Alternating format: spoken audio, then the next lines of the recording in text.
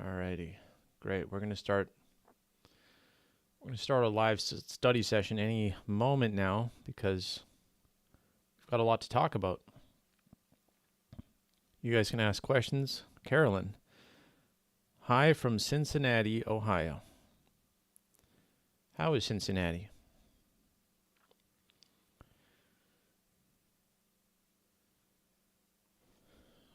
We're just about to get some weather here in Canada. Can't say I'm looking forward to it. Max, good to see you. Welcome back. It's Monday morning. So, we're starting up the live study again this week. I feel like continuing right from where we left off with 1 Corinthians chapter 7. Kathy, hello. Tyler, welcome. Eric Walker, welcome. You know, we've been building on this 1 Corinthians 7 study, and I think we've been unlocking more and more meaning, the bigger picture as we go along. We've started to really see the pieces come together, and that is something that's very exciting about a book that has 16, 17 chapters in it, because it means by the end of it, who knows how much we're going to have put together. Right now we're at chapter 7, and I'm ready to get started any minute now. Ibrahim, hello. We're also now streaming on YouTube and Telegram. So if you guys use Telegram, which I think is a great program, a great service, at least it has been for me, you can sign up to my Telegram channel, which is Wolfpox News, and you could watch this live there and comment there. So YouTube, TikTok, and Telegram are now all being streamed to. You can just join in wherever it's convenient for you.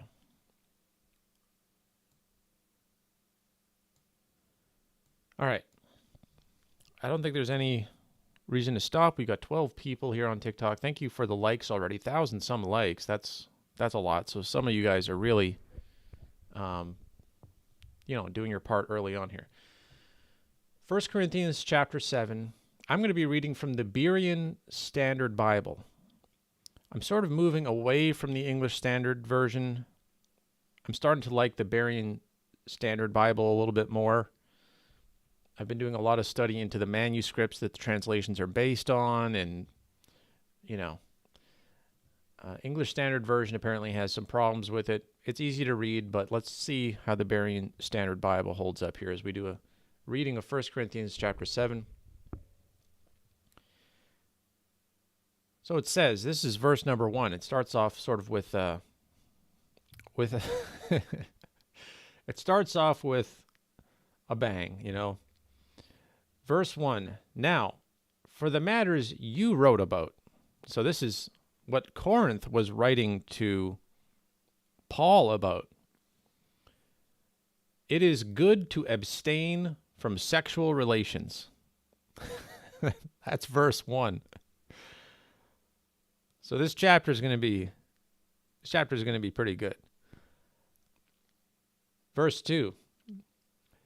But because there is so much sexual immorality, each man should have his own wife, and each woman her own husband. Those two verses are already an entire topic. I mean, this is getting into heavy, serious discussion right off the bat. So first of all, this is what Corinth wrote to Paul about. They wanted Paul's advice. But because we've been building up to this, we actually know that the story is more complicated than that. Because Paul starts off by rebuking them on a bunch of things, pointing out that they're spiritually immature, that they're just concerned about material things and divisions and bragging, and they don't think that the law applies to them anymore. And they clearly, somebody was already sleeping with their dad's wife. And there's all these problems going on here. But they actually wrote to him and wanted to just know what they should do about sexuality in marriage. So his answer right off the bat, just without any qualifying statement initially, it is good to abstain from sexual relations. We would call that abstinence. That's different from being an incel, which is involuntarily celibate. But if you're abstaining, you're voluntarily saying, hey, even if an opportunity comes up, I'm not going to do it. Let's see what the little footnote is here in the Berean Standard Bible. It says, it's not going to hover up. Okay, so literally, it tells you the literal definition here in the Berean Standard Bible. It says, the literal thing he wrote was, it is good for a man not to touch a woman. The implication is it would be true in the reverse as well, and that's why it uses, I guess, gender-neutral language of good to abstain from sexual relations. But I actually think the literal translation is much more important, so I'm glad they included it in there, because Paul wrote that for a reason. It is good for a man not to touch a woman. And then he goes on to say, but because there's so much sexual immorality, each man should have his own wife. You don't share wives, and you don't have multiple wives. Each man has one wife, and each woman her own husband. So we're talking about pairs. We're talking about it's heterosexual. And the reason you're doing it is to avoid worse outcomes. Although if you could be abstinent, that would be preferable. Now, I want to get this out of the way right off the bat. If anyone thinks that abstinence also means you're not allowed to masturbate, you're an insane person. You are an actual crazy person if you think that Paul would be saying that he would prefer if a man, because we're talking about people who are teenagers. We're not talking about 40-year-old men or like old guys here. Corinth and all these Greek people in the city, it's full of young people, young pagans who grew up in really idolatrous, orgy and pagan festivals where they do all sorts of weird sexual stuff. That's all part of the culture that these guys are coming from in Corinth. The gymnasium. If you guys have never even looked into the Greek gymnasium, it was men oiled up wrestling each other naked. That was a standby, a core part of Greek culture for hundreds of years before Paul. So we're talking about a culture that at its center has nude male wrestling,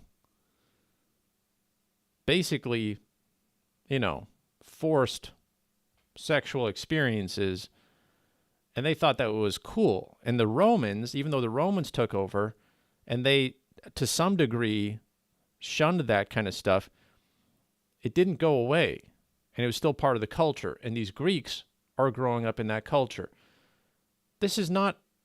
Nothing about this society is a Puritan, pious, conservative, don't even think about sexuality. And no, They're coming from a nasty society.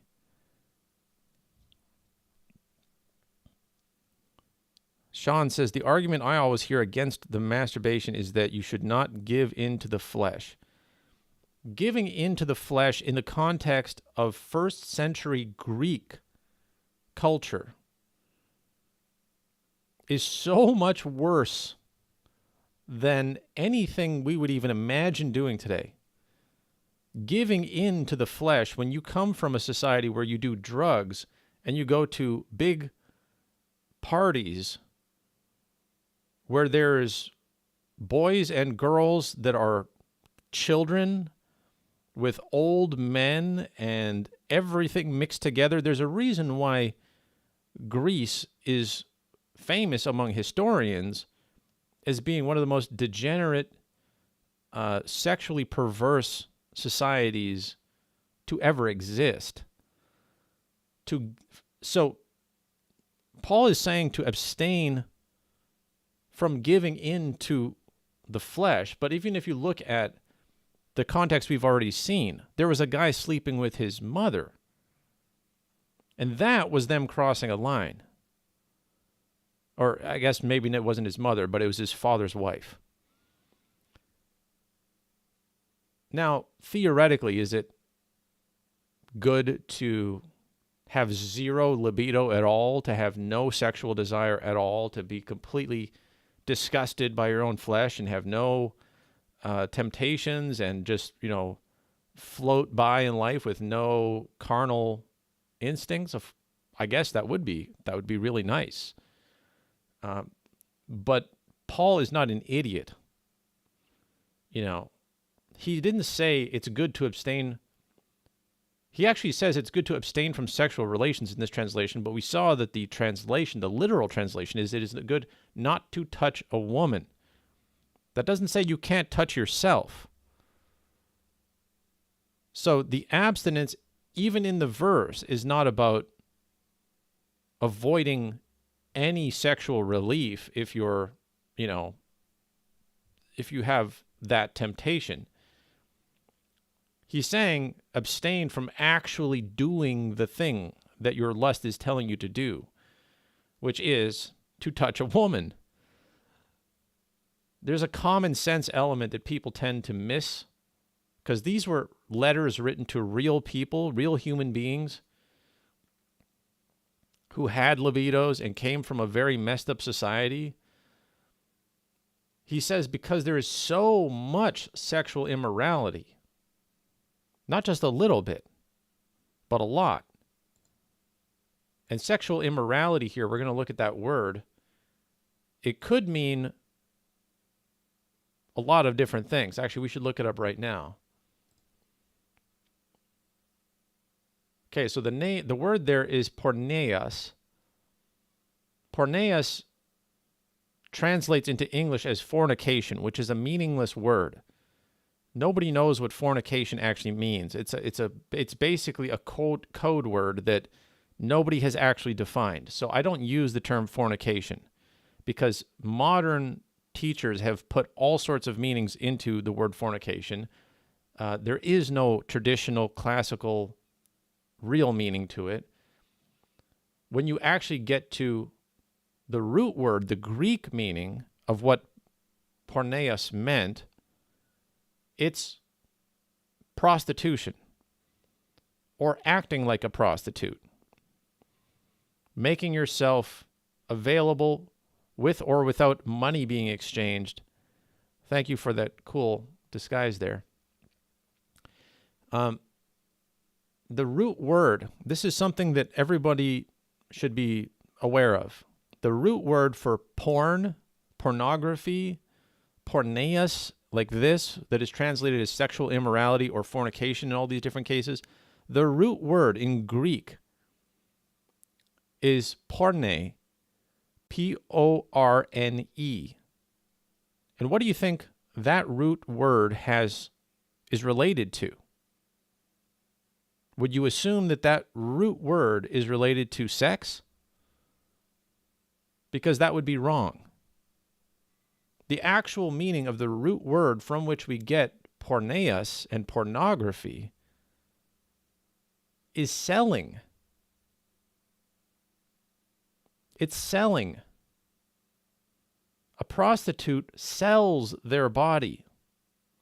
Male prostitutes too, which had happened all the time in Greece. Young men sold themselves to older men. That happened all the time in ancient Greece. All the time. To the point where the term Greek love was coined and spread around everywhere the Greek Empire was, because it was so known to be how the Greeks did things. Greek love is pederasty, where an old man kidnaps or hires a young boy. I'm not making that up. You can go to Wikipedia, look up the term Greek love, and you will get a gigantic article with sculptures, poetry, paintings on vases, all this popular surviving records of how they did things in Greece. They were famous for it. It influenced heavily Roman culture. Paul is trying to deal with those people. Stop beating yourself up because you had a sexual thought. The Bible does not condemn you having normal sexual thoughts. You're not an evil person because you're attracted to a woman or, the opposite sex. Sean says, time for work. Goodbye, all. God bless your walk today. Thank you for joining, Sean. So, the root word that is used for sexual immorality actually has to do with selling. There's an idea in Jewish culture that your body is, belongs to God. To give it away is to devalue it. You wouldn't sell it, you shouldn't sell it for some sort of, low price, all this kind of stuff. And, it's disgraceful in the Jewish tradition. Greeks had no such thing. They celebrated beauty. They celebrated the idea that anything that is beautiful should be used. And if you're not using something that's beautiful and youthful and whatever, you're actually denying yourself, and it's almost contrary to nature. They had this whole mentality of supporting that kind of thing. So Paul is trying to flip around one of the most extreme sexual cultures, and he's using these words. So when we read, and I did a whole YouTube lecture on this. It's like an hour. I think I might have done multiple parts. It was at least an hour long. I think it was closer to 2 hours. And I went into the actual Wikipedia article on Greek love, just so that people actually understood that the word that is used all the time in the New Testament relates back to a very familiar Greek concept. But English translations refuse to translate it that way. They refuse to give you any hint that this would have anything to do with their culture back then. So it says it's good to abstain from sexual relations. The literal meaning, the literal thing that he wrote is, it is good not to touch a woman. But because there is so much porneus, prostitution, casual usage of each other, like as if you were prostitutes, whether or not there's anything being paid for. We're not talking about dating here even. This is not dating. This is not a devoted relationship between two people who technically aren't married. This is debauchery and impulse and just usage of each other. He says that's why each man should have his own wife and each woman her own husband. Because then what marriage does is it fences those people off and says, you're off limits to everyone else now. In Greek culture, if you're not married, you're not off limits. It's a very libertine society. It's like an Epstein Island everywhere you go in Greece. Now let's go to verse 3. By the way, thank you for joining, Travis. Nice to see you. Harbinger says you are 100% correct. Creating Chaos Art says, what about divorce? Divorce is a very gray area. In the Old Testament it was, and in the New Testament, it's not that much more clear. You're not supposed to get divorced. We know that. You're supposed to fix things and get resolved. This whole chapter is going to be about marriage. So let's just see what it tries to say. Verse 3.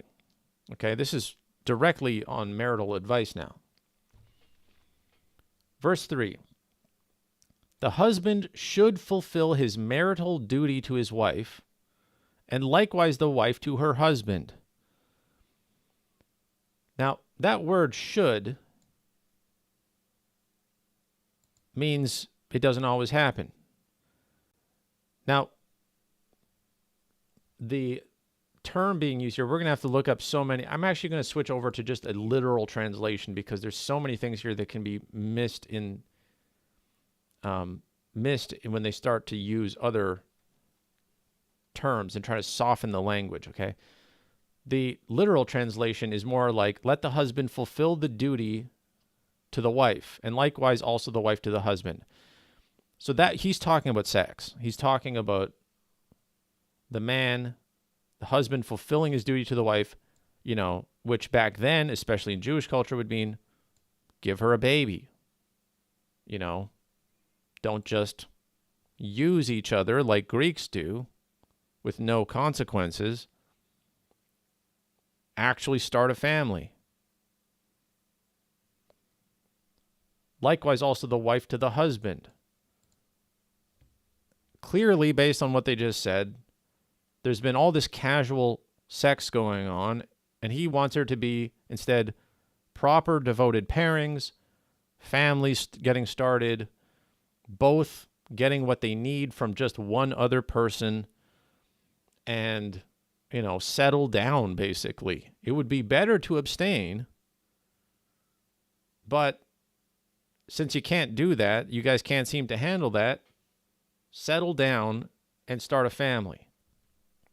And take care of each other's needs as much as you need to. You have each other for that.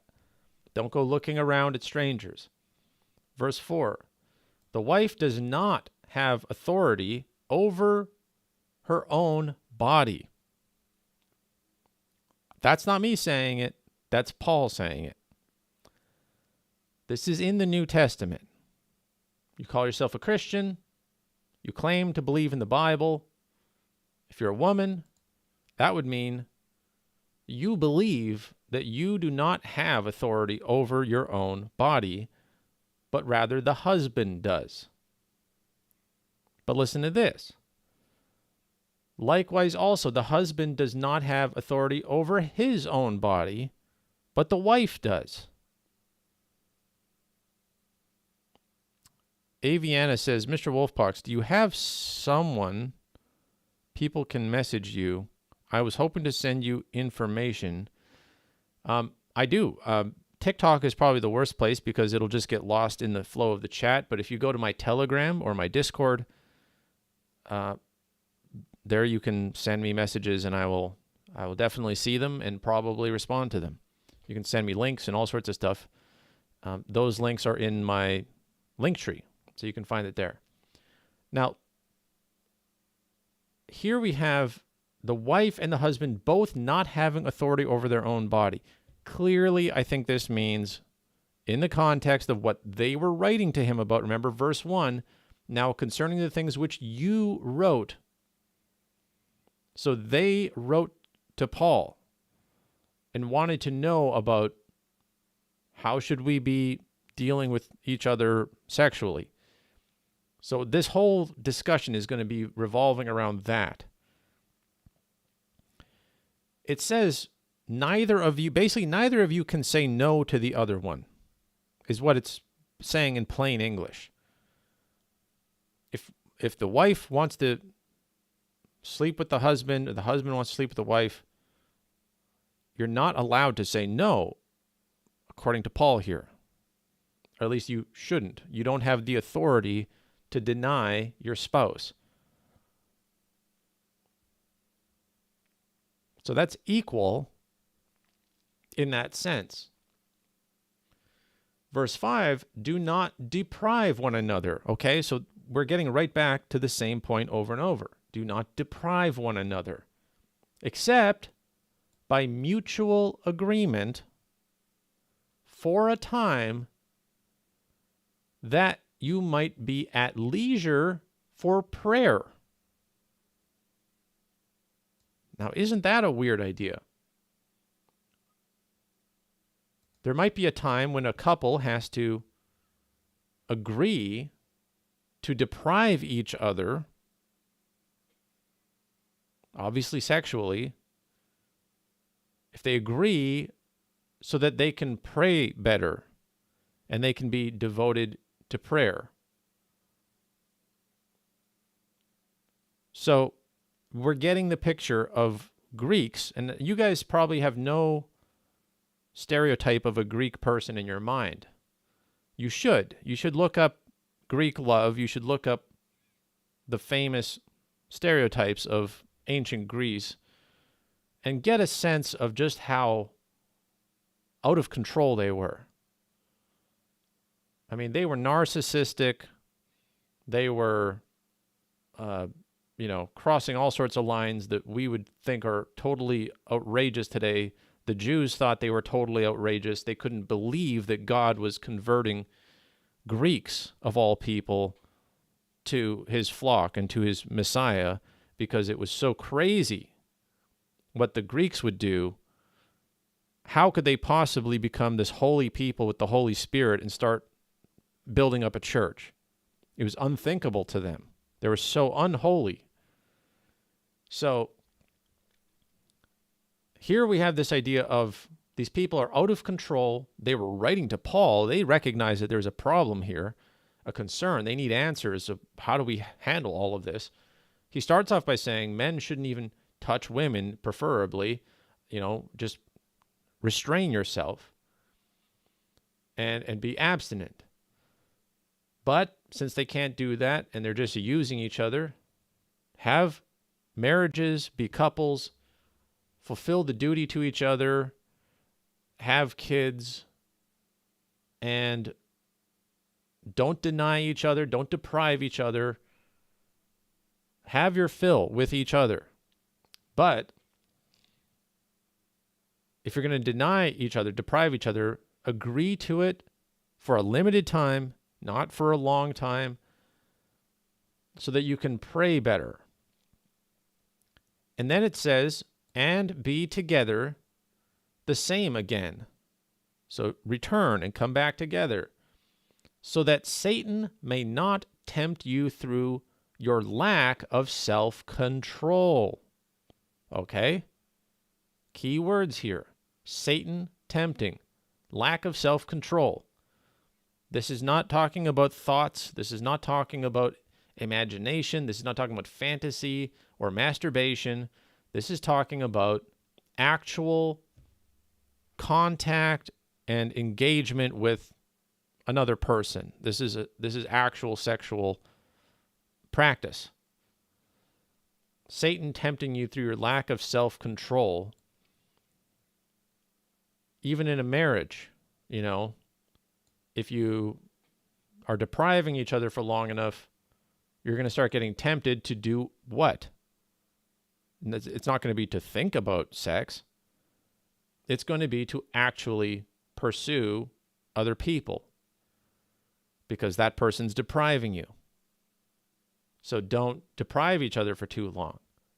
I think this is very common sense, practical kind of advice Paul's trying to give. He's not trying to give them some pie in the sky, crazy idea of how to live, where you're not allowed to think about the opposite sex, or you're not, you're supposed to do magical things. It's just actually a very straightforward bunch of doctrine.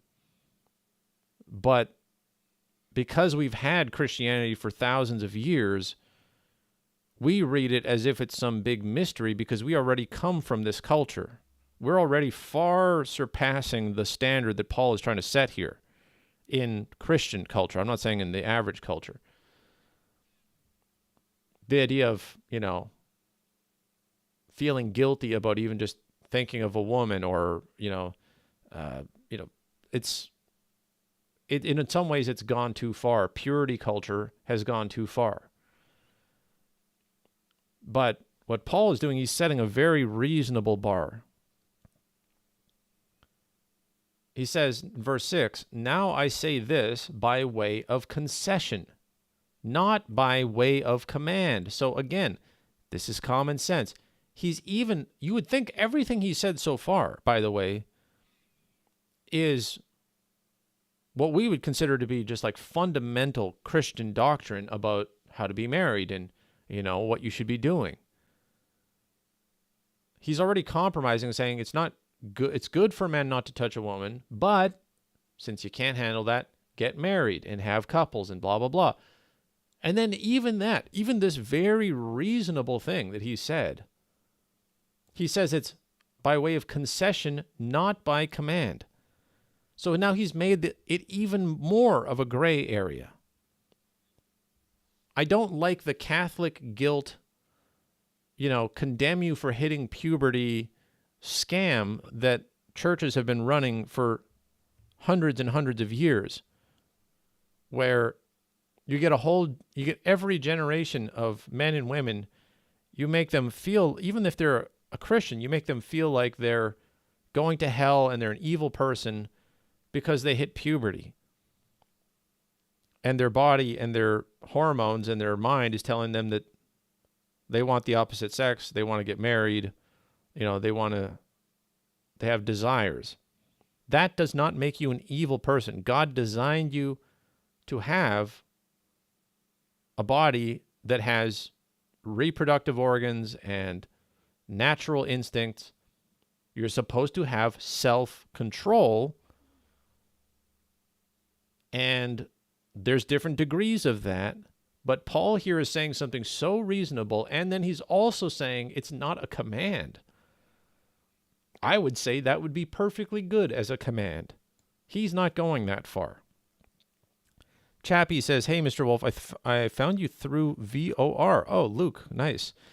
And got your book. That's very nice of you. Thank you. Really enjoyable content. Thanks." Thank you very much. Ashley says, "Maybe denying can lead to adultery." That is interesting. Yes, that's exactly the case. If you deny each other for too long, it becomes another problem. You're supposed to separate so that you can pray. I guess there's the idea that these Greeks, at least, were not containing themselves and making time for stuff like prayer because they were so lustful or so, distracted that they weren't even taking time to pray. I think Paul's being very reasonable. Now, verse 7, he says, "And I wish," right after saying it's not a command, he says, "And I wish all men to be even like myself." Now, we don't know everything about Paul's personal life. I don't know how old he was when he wrote this. I know some people say that he was married, but that he got divorced. I don't know if that's true. Presumably, though, he's taking his own advice, which is to say it is good not for a man, or is good for a man not to touch a woman. That would be my assumption based on the fact that that is his go-to first thing that he says. He's being abstinent. Then he says, "But each has his own gift from God. For one has this, but one that." Again, look at how reasonable this is. He has such a delicate touch here. He is not bossing them around. They wrote to him about this thing. He's trying very, very hard to not shame them and demand things and command things and set up this guilt machine, even when he says, I wish all men to be even like myself, but, again, there's the but each has his own gift from God, one for this and one for that. So he's acknowledging that he's not even going to try to tell them, you should all be like me. Some of you won't be able to handle that. So he's not commanding them. He's acknowledging that a lot of them won't be able to handle that. Some have different gifts. So he's just saying, here's my advice. Verse 8. Now, I say to the unmarried and to the widows. Okay, so the unmarried and the widows, because widows are no longer married, and they are free to remarry once you're a widow. God love, welcome. Thanks for joining again. And Debbie, good morning. I say to the unmarried and to the widows, it is good for them if they should remain even as I. Okay, so that confirms he can't possibly be married, because you can't be unmarried or a widow and also be married. So that would explain that he actually is single. It is good for them if they should remain even as I. Verse 9. But, again with the but, it is good to do this, but if they do not have self-control, let them marry. For it is better to marry than to burn with passion.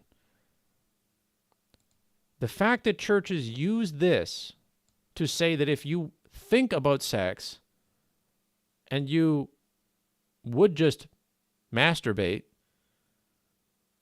but you find yourself thinking about sex and masturbating, that means you have no self-control and you have to get married.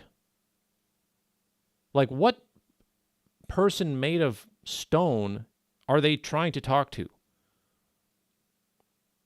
These people who have no blood flowing in their veins and no libido, who actually have such a degree of self-control that they never even, touch themselves. Not to mention what the Greeks were doing, which is to casually hook up all the time with anyone they found beautiful, even of the opposite sex, and just whatever they wanted, they took. That was what they did. I mean, when you talk about lack of self-control, Paul is not exaggerating here. They were like animals with no control. Hey, we're meeting. I find you beautiful. You find me beautiful. Off we go. That's Greek culture. They needed restraints put on them. And Paul is not even like condemning them to their face. Self-control in the already Protestant, Puritan-influenced culture that we have, the purity culture, is so many miles further ahead of what Paul is dealing with here. He's setting a minimum standard of saying, just don't actually go and have sex with every person that you think is attractive. Have some self-control. Be like Paul. It's better to be married than to burn with passion. And you can go back just a little while. And I don't want to get into the crazy stories I've heard and things you can read about. But you go back like a few generations in America, and you have crazy stories about, before the internet, before pornography even existed, the kinds of things that people did in their burning with passion. And then they, of course they don't talk about it when they get older. You're not going to hear these stories from your aunts and uncles. or your great-grandparents. But they did some crazy stuff. You know, prostitution, weird arrangements, things with neighbors, you know, farm animals. That is a real thing. And that has been across many different cultures. It still is in some countries to this day. That's the thing. You can see a time lapse if you go to countries that don't have, you know, pornography available. You can see the kinds of things that people still do when they have no self-control and they're burning with passion. Paul is trying to set a very reasonable bar here.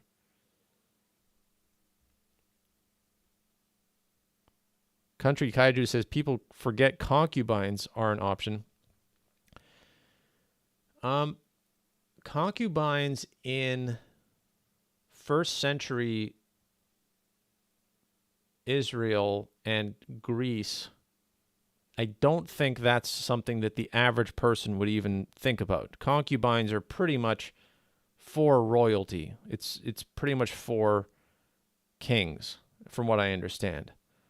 It's like special permission to have a side woman, and it was this weird thing where you were like, technically you were like saving them from poverty, and they didn't necessarily. There's a lot of things related to concubines that it's a little bit more complicated. Then again, maybe that was just the cover story that they gave for picking up every poor girl who was beautiful, you know, in their realm. They'd see a beautiful girl who was poor, and they'd say, "Come be my concubine. I'll save you from this poverty, and you know, you get to be in the palace with me or whatever." But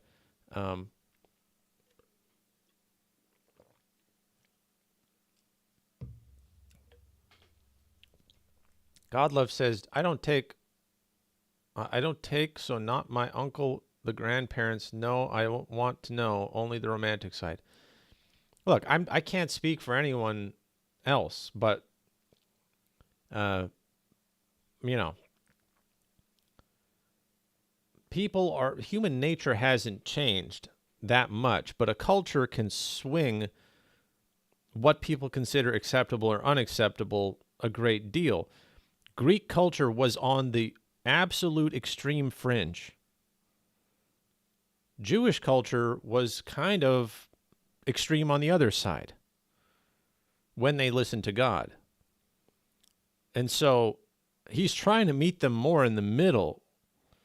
We are much more, you know, we're trying to outdo everyone in Christian culture. I actually have a term that I call exponential Christianity, which is every generation of Christians teaches the next generation that they have to be even more, you know, self-restrained and guilty feeling and, you know, bound by the rules of decency and modesty and stuff than the last one. And, you know, it's like you're already not sleeping around. You're already not doing crazy things.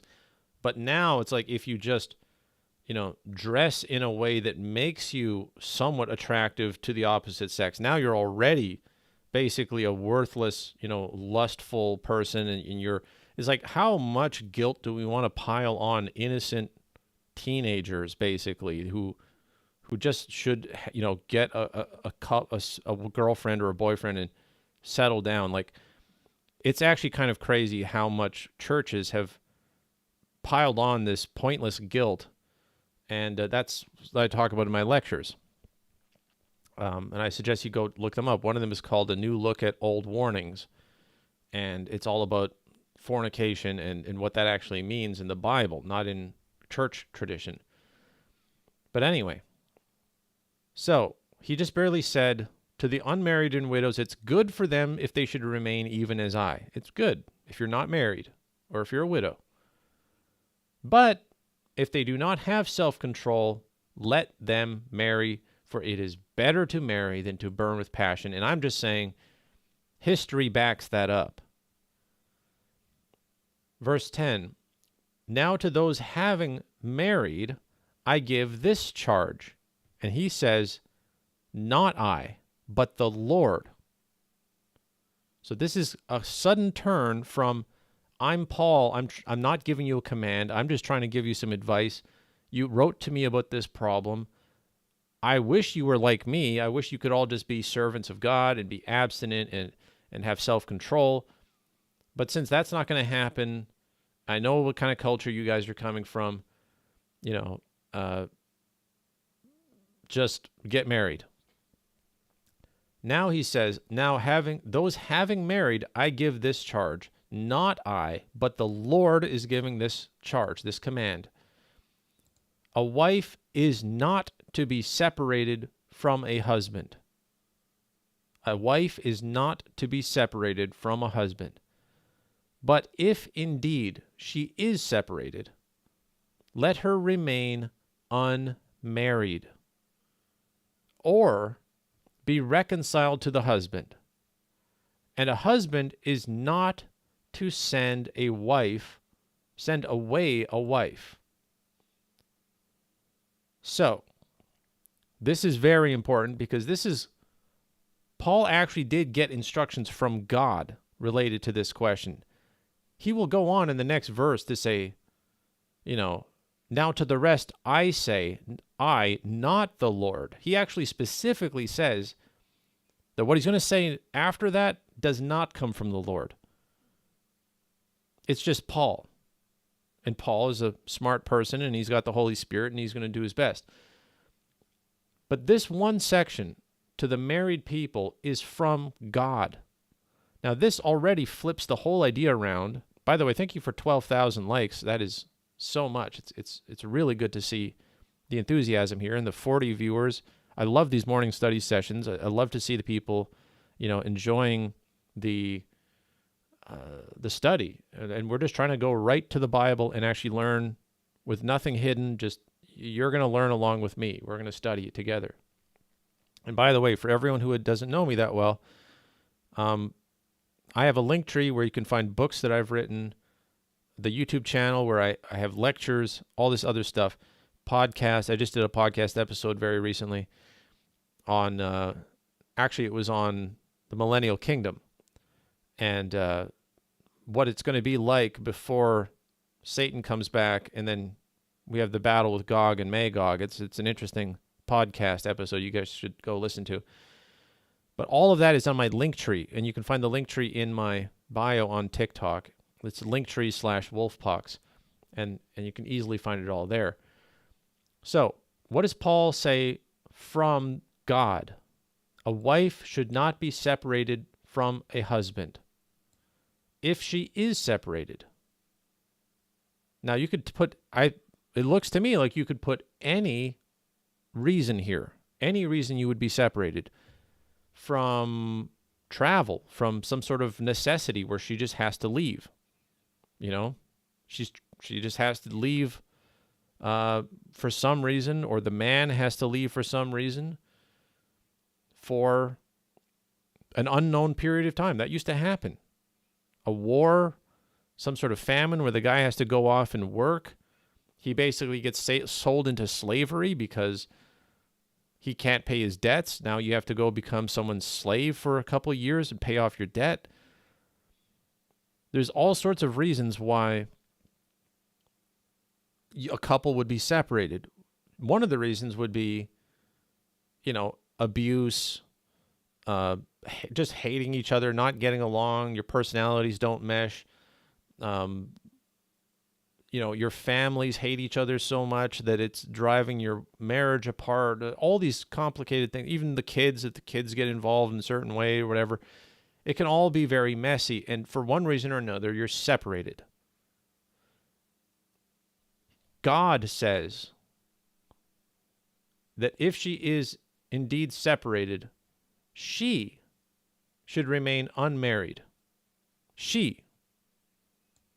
Now that is specific language. Let her remain unmarried.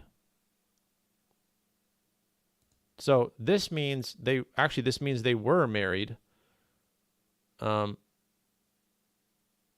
Oh, sorry, I read that. I was reading from the wrong verse there. Yeah, if they do separate,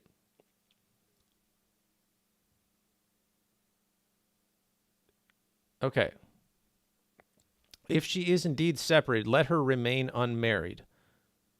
So she's not, I guess that's a way of saying they're not married if you're separated. That would be we would use the term divorce, and I'm sure most other translations would use the word divorce here, but I'm reading the literal translation. And so it just says, let her remain unmarried. But the point is that she can't marry again. Or she can be reconciled to the husband. But that's it. There's no remarrying.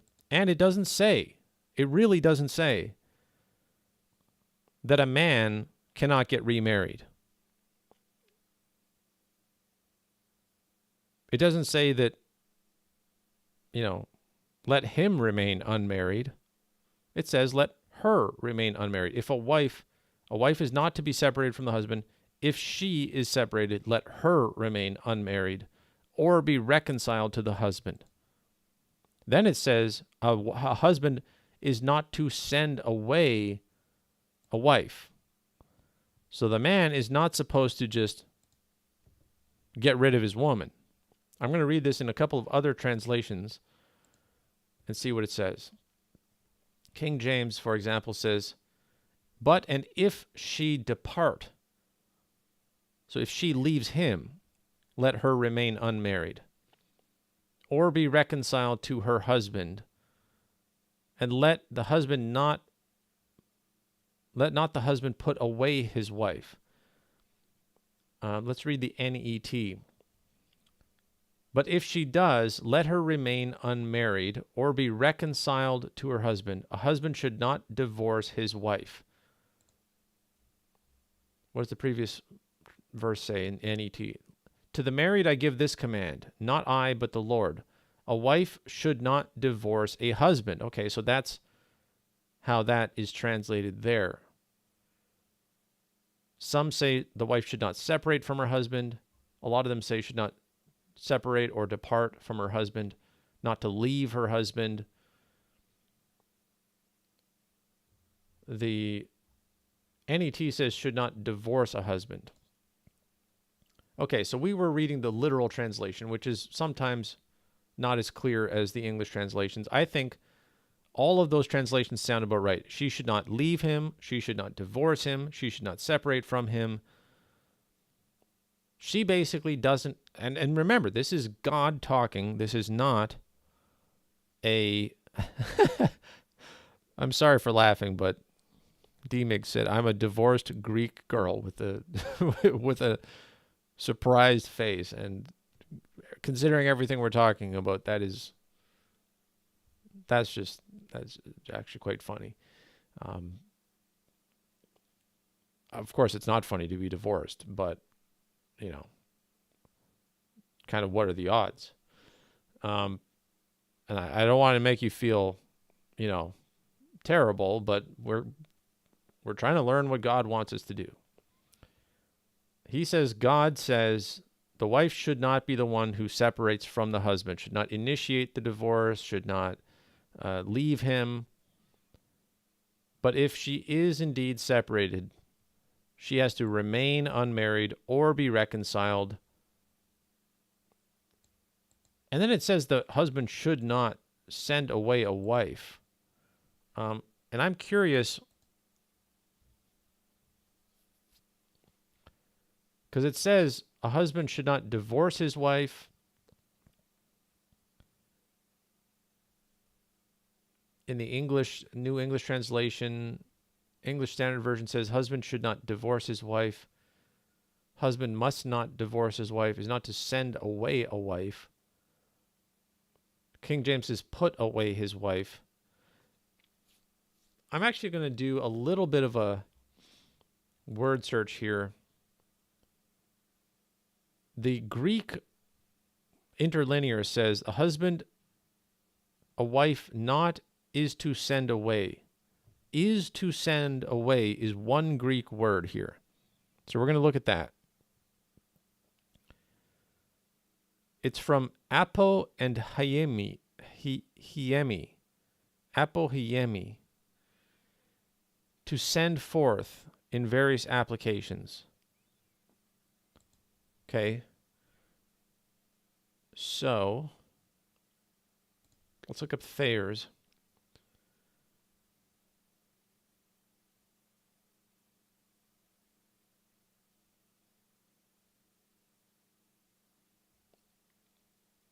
What does it mean? To send away, to bid to go away, to depart, to send forth, to let go, let alone, let be, to disregard, to give up and keep no longer, to permit, allow, not to hinder, to leave, to go away from. So it has a whole range from bidding someone to go, you're basically telling them to leave. It doesn't sound like it's violent. It doesn't sound like it's completely forceful. I wonder how that would line up with modern idea of divorce. That's the only thing I'm thinking of. The modern society idea of divorce is a whole legal process. It goes on for ages. It's very, official. Your legal status changes. You do paperwork. Now there's, payments going around and settlements and splitting up estates and all this stuff. I don't think any of that would have been at all in mind when Paul was writing this. I think if Paul came into our modern society and looked at what we had for divorce laws, he'd be talking about some whole other stuff. This sounds to me like a husband is basically telling his wife, get lost. Don't have anything to do with me anymore. And he's not supposed to do that. A husband is not to send away his wife. She is not supposed to leave, and he's not supposed to kick her out. We already saw that if they're separated, they're supposed to come back together soon. So clearly ideally, that's what would be happening. But God is the one giving this command and says she's not supposed to leave him, and he's not supposed to send her away. Weirdly, that still leaves open the possibility that he can leave her and depart from her. And I guess why that would be relevant is that in basically every other society in history except ours, the man would be the one who owns the house and has all the property, and it's his place, and the wife is considered to be part of his belongings. A loved partner, but still part of his belongings. And so sending her away would be basically forcing her to go back to her parents or her family, or almost just, in the worst case scenario, like a death sentence, like just go out and become a prostitute. It would be all that a woman would generally do if she was forced out of the man's home. That still happens to this day, by the way, in different countries. And in our countries, if they don't feel like going through the whole process of, filing for charges and all sorts of legal stuff. So the idea that a man could leave, but she still remains in his house, it means he's probably going to come back, right? He's not just going to abandon his estate. So that's interesting to me. Max, you're saying that the like counter is at 20,000 right now? That's so completely different from what I see. My screen says it is at 12,000 likes. I got 12,800, so TikTok is not telling me the whole story, apparently. Bingo says relationships don't already work. Cody says no, because in 1 Peter it says he must dwell with her. Spider says if he divorces and leaves her for another, then where does that leave her? Stapleton says it's terribly lonely. I've been divorced for 10 years now.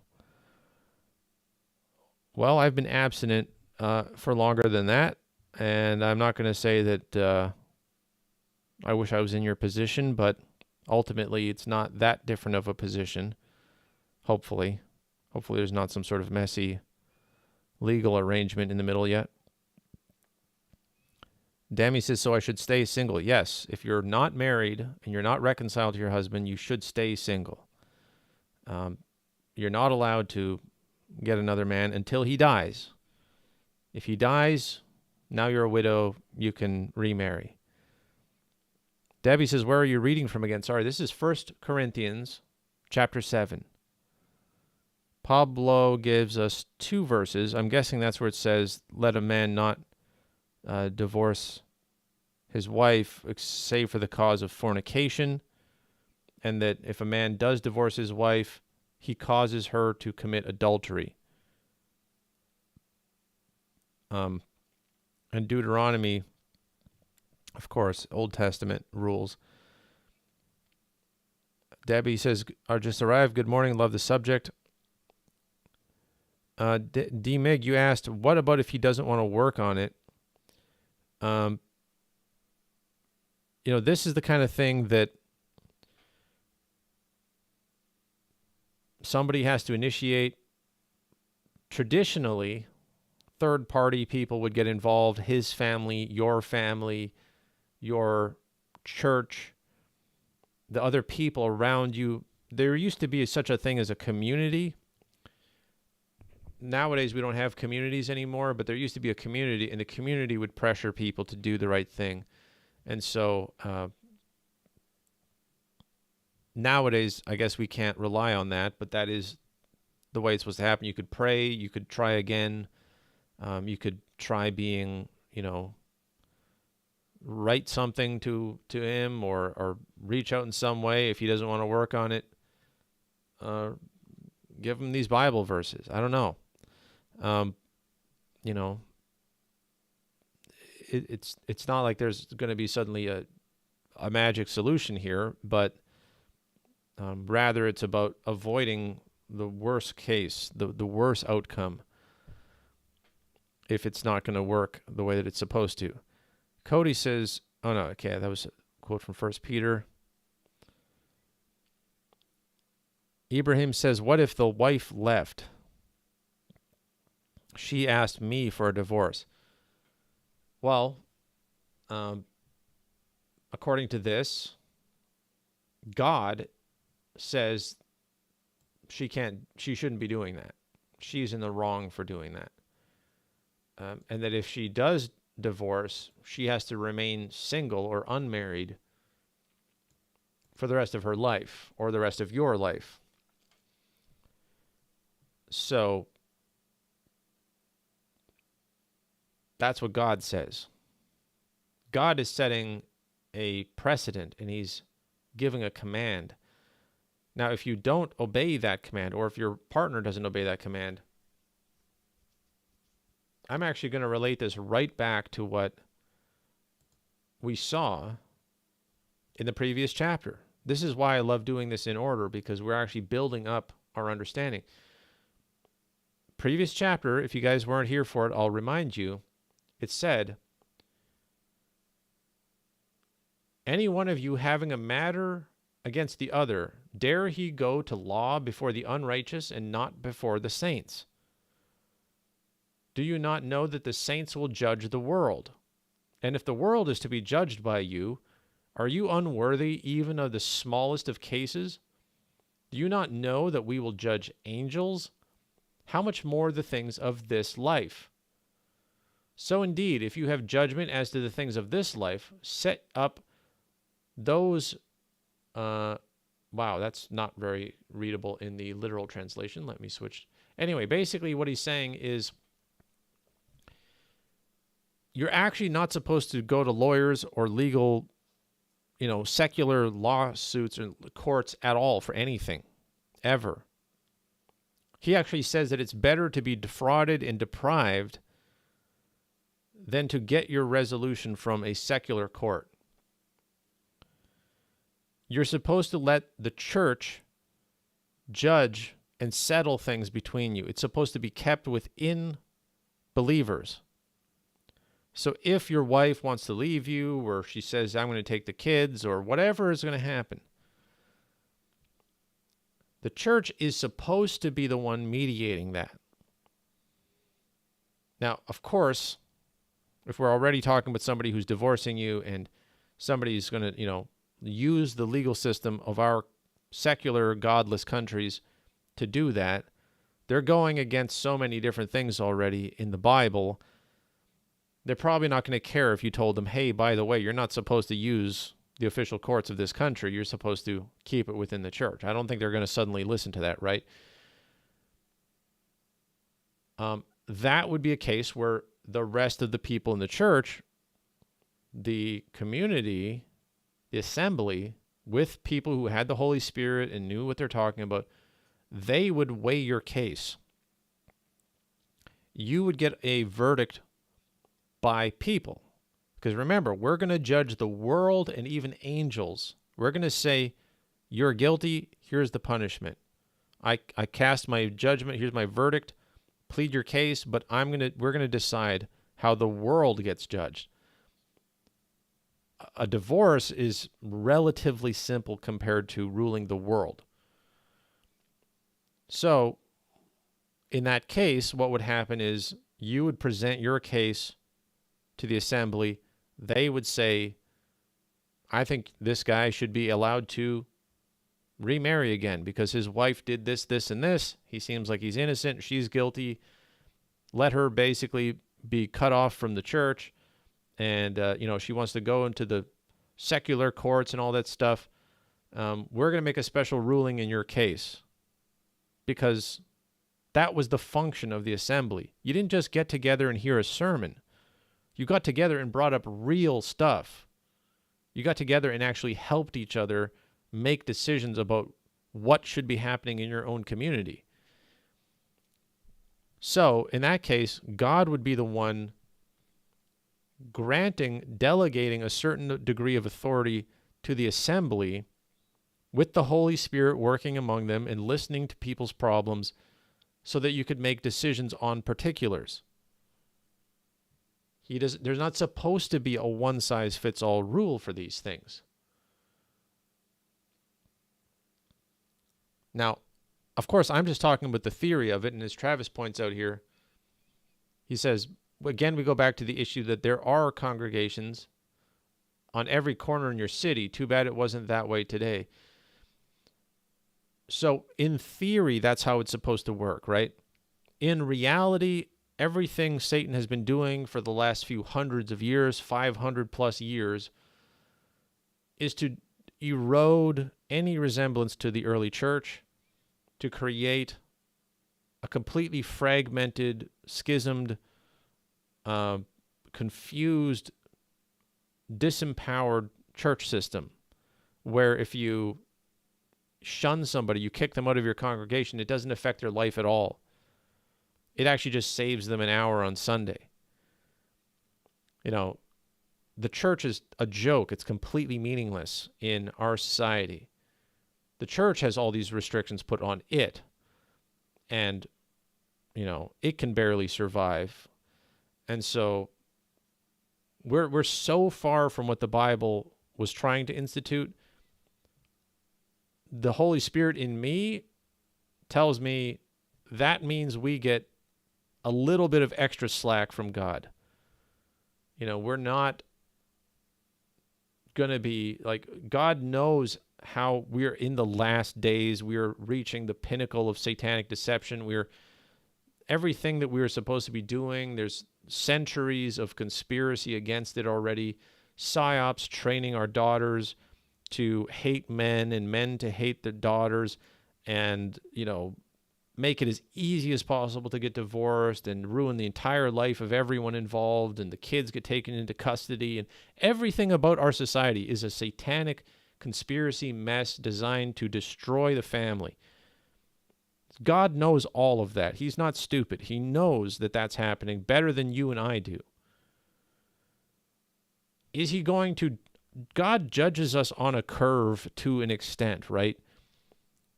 We know that from Jesus himself, where he was telling Jerusalem, and this is a principle that you can apply to a lot of things. Jesus told Jerusalem that they had seen miracles, that if Sodom and Gomorrah had seen those miracles, they would have repented. And therefore, Jesus says that Jerusalem is going to be judged harsher on the day of judgment than Sodom and Gomorrah. Nobody talks about that. Nobody thinks about that. That is a real principle that Jesus gave us, that the level of exposure you have to divine miracles, judgments, proof in your face of how you should live, the more easy it is for you to believe, and the more God has worked to show you how to do things and made it possible for you to do them, the higher the standard you are held to. And the worse it is for you if you don't do it. There is not a one-size-fits-all rule for humanity. So in the same way, how is it not possible that in our current upside-down satanic system, there isn't a little bit of extra grace given to our poor, mistreated, deceived, pressurized, vulnerable young couples?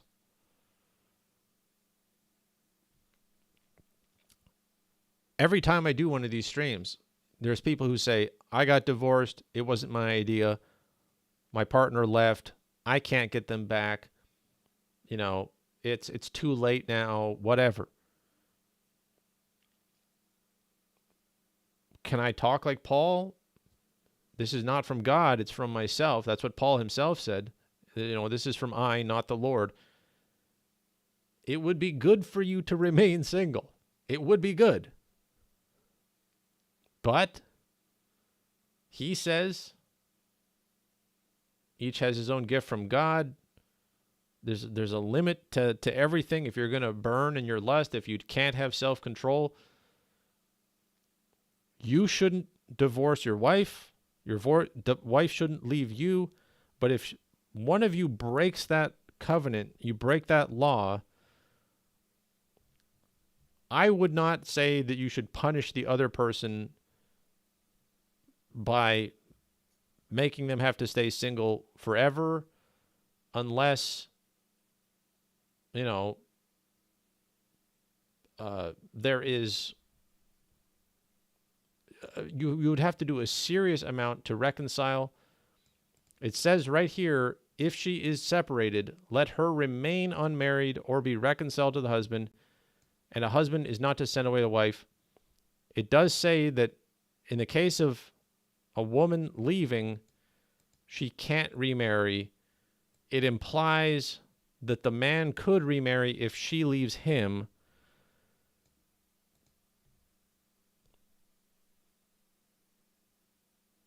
None of that is ideal. But it is what God gave direct instructions for, so let's not get it mixed up. If she leaves him, and I'm just going to check other translations, if she is separated, if she does leave, if she leaves him, if she departs, that's what all these different translations say, she needs to commit to being single, and the man is then free to remarry. And it just says a man should not send away a wife. It doesn't say if a man does send away his wife, she can be remarried. That sounds like a double standard. It might be a double standard. Travis says, Amen. We celebrated 28 years this month. No thanks to our doings, but the blessing from others have the Spirit of God to help us sort things out. That is very nice to hear. Cody says, if a man leaves his wife, family, and responsibilities, the God calls him an infidel. That's true, actually. Yes, there are verses where it talks about, I think that's from Timothy, right? 2 Timothy or something, that if a man does not provide for his own family, he's worse than an infidel, I think it actually says. So yeah, that is a principle.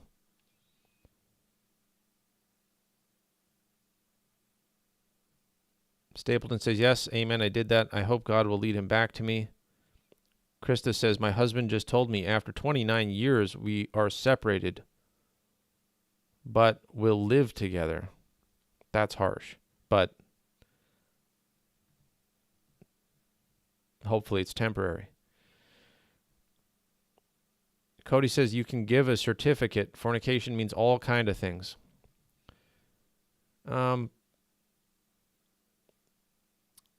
Well, I don't want to get into that. It's not actually that simple, but it was in the Old Testament.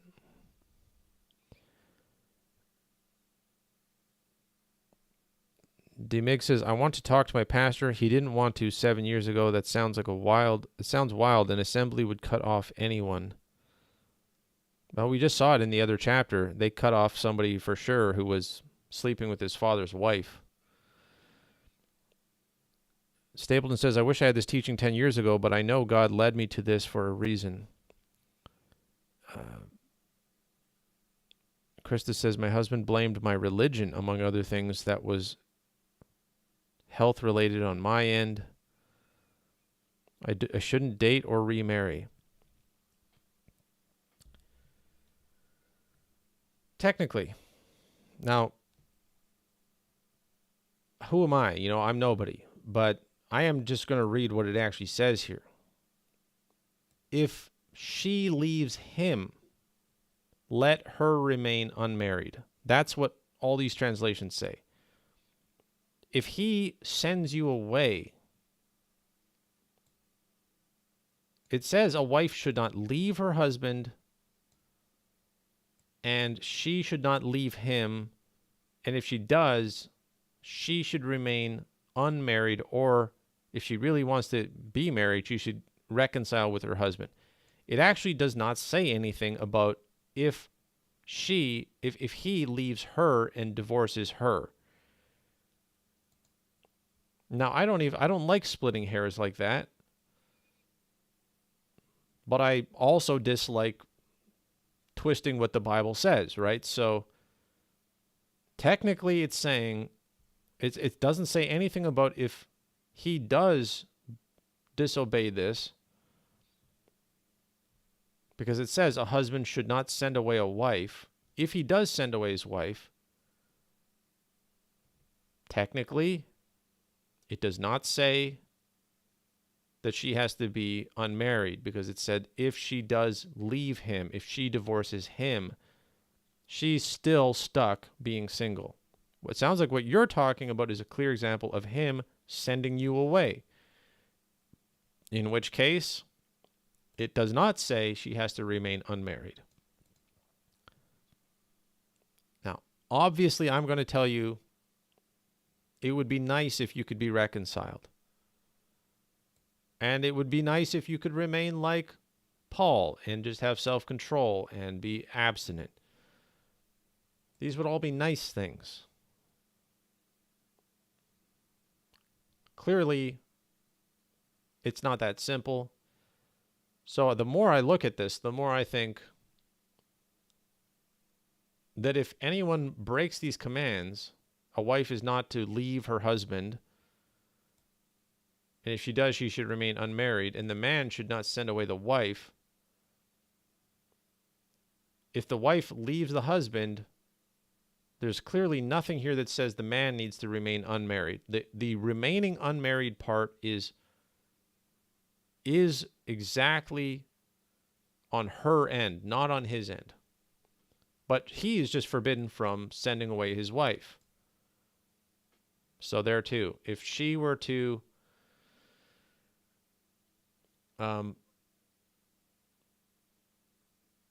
Travis says, I think the most needed work in the world today is helping couples. You might be right about that because it keeps coming up and it becomes very serious and involved when we do bring it up. Thank you for, on my screen, it says 22,000 likes. I don't know what it is in reality, but thank you for the many, many likes here. We're getting a big crowd here.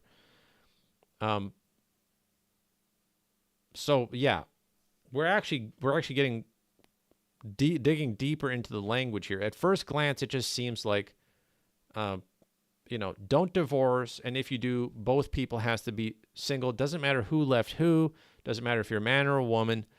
That's a very sloppy way of reading it. And that's how I initially read it. As we're looking at it more closely, and remember, this is the command that's from the Lord, not from Paul. So we have to look at this more closely than everything else we've been looking at. The wife is not allowed to divorce the husband, and the husband is not to send away his wife. Both sides are not supposed to send the other one away or leave each other. The reason why I would say not to send away the wife is because of the ancient assumption that the man owns the house, the woman is there. If one of them is if they're going to be separated, she's going to be the one that has to leave. There is no even concept in the ancient world that the man would be kicked out of his own home. That is just not something that ever happened in history. So that's like in the last 50 years that suddenly happened in one specific country, basically. So the idea that if one or the other is going to, the woman's going to leave or the man's going to kick her out, they're both breaking a command from God. If she leaves him, she can't go to another man. If he kicks her out, she could. If she leaves him, which he's not supposed to do, he could get remarried. It's actually kind of the way it's written, and I assume that the way it's written is the way it's meant to be understood, with all of the implications, is that whoever leaves first, the other person can remarry. It's weird that it doesn't say that if the woman leaves the man, the man should remain unmarried, or if the man sends away his wife, he should remain unmarried or be reconciled to the wife. All it says is a husband is not to send away a wife. You're just not allowed. You're just not supposed to. That's it. It doesn't say if it happens. So I hope that helps somebody. Spider says, God knows what is in the heart of man in all situations and judges accordingly. Krista says, I forgive his ugly words to me, but I'm healing my heartbreak. Hopefully my marriage will heal also. I can't even get into fully sympathizing with that because I'm trying to keep the train of thought on what the Bible is saying here, but there's a lot of heartbreak here, and I hope you guys are talking to each other and having conversations about this too. I'm not actually in a good position to be talking about this. I think Paul probably feels the same way because he has been trying to be very cautious and gentle with them, and that's how I feel like being as well.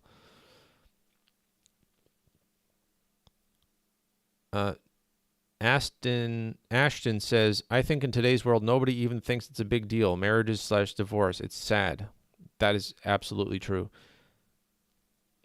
D-Make says, no, my ex didn't want to go to the pastor and talk. Mary says, the Lord called me to stand in the gap for my marriage. We are divorced. He lives with us.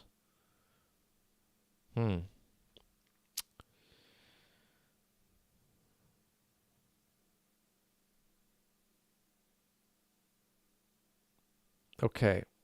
Aaron says, biblically, is marriage a wedding or just becoming one with another woman? Marriage in the biblical worldview was certainly an arrangement between families. Um, the way it actually was supposed to work is the father gives his daughter to a man. The man requests the daughter from the father. Says, hey, can I have your daughter? He says yes. That's the arrangement, because the daughter belongs to the father like property until he gives it away to whoever he chooses. You didn't have women randomly deciding who to marry. That would have been a complete joke in the ancient world. The idea that a woman knew what kind of man she should have and that the father should have no say in it would have been a completely upside down, backwards, evil thought to an ancient person from basically any culture, anywhere in history. So it was certainly not just random people deciding, to get married, because the woman, the daughter, was always, and if her father wasn't alive, I don't know exactly what the situation would be, but I guess the mother or whoever, it would become more of a gray area then. But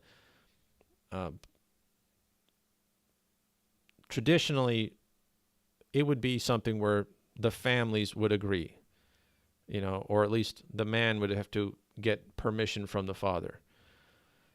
And that's why, even very recently and in old-fashioned places today, that's what they do.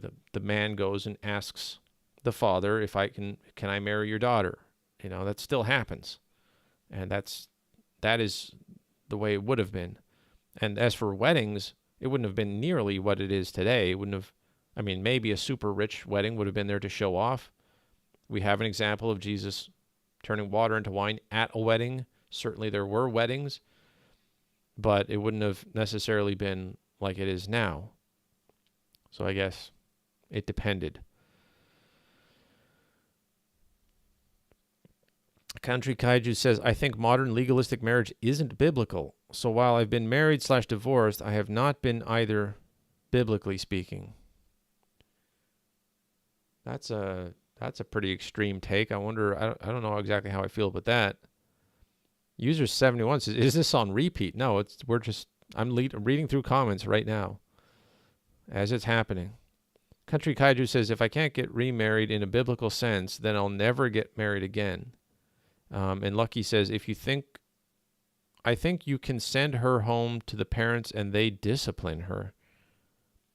Shadow Raid says, forgiveness is only expected for those who repent. Country Kaiju says, I definitely will never get legally married again. That's why original intent to Romeo and Juliet was not romantic, but a tragic comedy, a warning. Jessica says, I think it was next of kin /uncle/brother/grandfather. Yeah, there probably was a whole succession thing going on there where she basically had a somebody else she would be under the protection of somebody else. Because that was what it was about. It was about protecting the woman. And remember, these women were quite young, maybe 12, 13, up to however old, but marriage legally started then, but they didn't consummate the marriage until she was ready and considered a full woman and all this kind of stuff. So there's a more complicated scenario. Basically, you reserved your wife. You went to the father and reserved your wife. And then at some point, they decide to actually give her over to you. And then you can have her. But legally, you're still married even during the intermediate period. And so the man was expected not to go after other women. The woman would stay faithful and not get remarried to anyone else. User 71 says, why laughing? Because the idea of reserving your wife, like you're putting it on order, is funny. Celeste says, Jesus said not to get a divorce unless immorality. Yes, he did say that. And actually, even that is a little bit more complicated.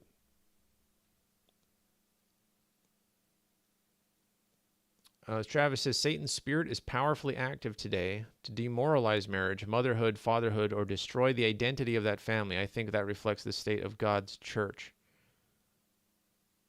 Ecclesia. Well, certainly one way of looking at it is that a successful marriage is a gigantic threat to Satan.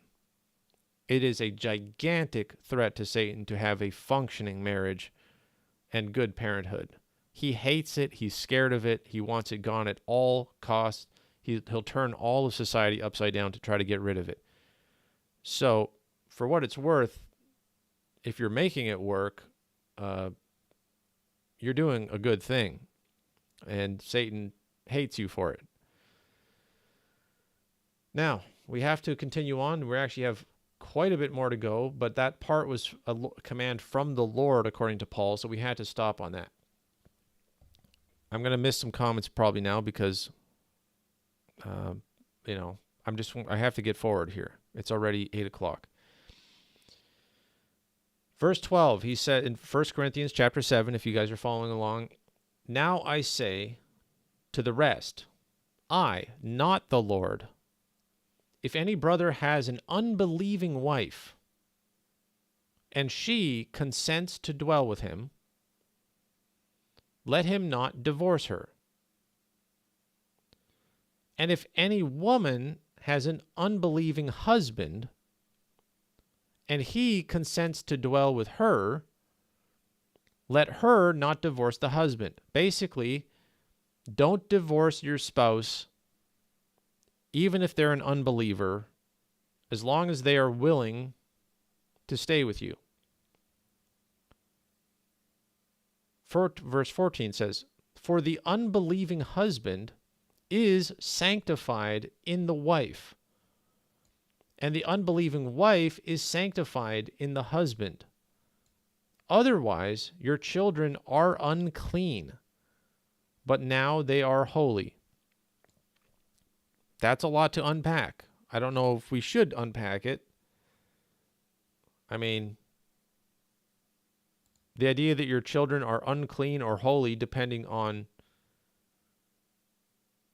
the Christianity of one of the parents, is not something we talk about. I've never heard that talked about in church like it's a real thing. The idea that a believing spouse sanctifies the unbelieving spouse, I've heard that before, and I think that's not that stretch of an imagination. The fact that he says, otherwise your children are unclean, but now they are holy, I'm going to look that up in the NET and see what they say about that.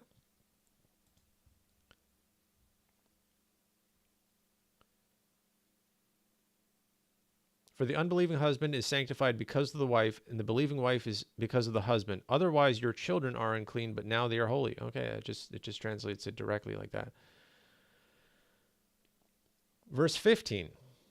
But the unbeliever, if the unbeliever separates himself, let him separate himself.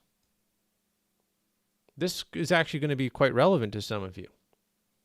And the fact that this is actually very interesting because he just talked about what God said, but now he's saying, the rest I say, not the Lord. So now Paul is relying on his own interpretation and his own understanding. So this is not against what God said, and it's also not a direct command from God. If an unbeliever separates himself from his wife, she should just let him separate. The brother or sister is not under bondage in such cases.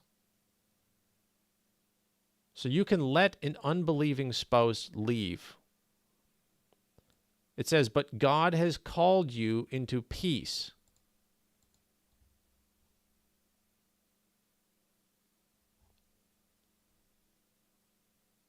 Where I lost my place here. For how do you know, wife, if you will save the husband? Or how do you know, husband, if you will save the wife? So for the sake of saving the person and sanctifying each other, You should try to stay together. But if they insist on leaving, don't hold them back. Don't force it.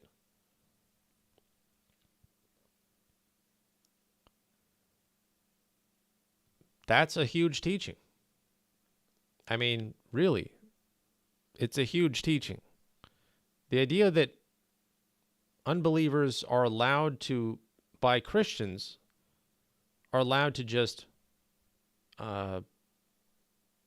let their unbelievers leave, it speaks to what we've been saying this whole time throughout these chapters, is being within the church, being within the believers, was like being in a special club that no one was allowed into unless you abided by their rulings, their judgments, their system. And if you kicked somebody out, it was like they are dead to that community. And so when an unbeliever, it's so extreme that if an unbeliever wants to leave the believer, they don't even put up a fight. It's like, yeah, you don't really belong with us anyway. And so you're still not supposed to kick out an unbeliever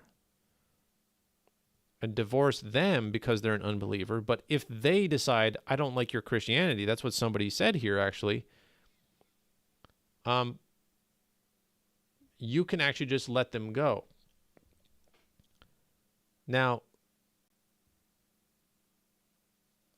I want to be very clear here, and I want to read this again. God said, if she leaves him, let her remain unmarried or be reconciled to the husband.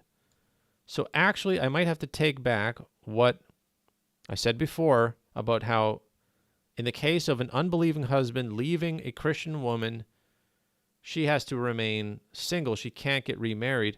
Technically, what we're reading right here actually says that if he leaves her, now the option is open for her to remarry, because God said it's only if she leaves him that she has to remain unmarried. And now Paul is saying, let the husband go if he wants to leave her.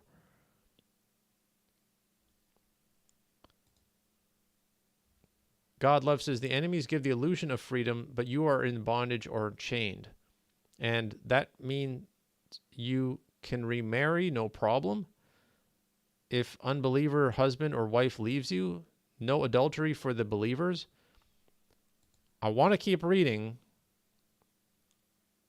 because I don't remember how this goes. I've never analyzed it on this level before. I always sort of just took it as don't get divorced, stay single if you are divorced. I thought it was as simple as that. Now I'm realizing it's not actually that simple. It's much more nuanced. And let's find out, because I'm kind of surprised.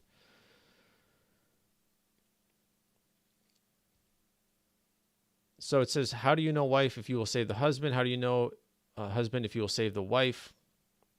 He says, nevertheless, verse 17, as the Lord has assigned to each, as God has called to each, so let him walk.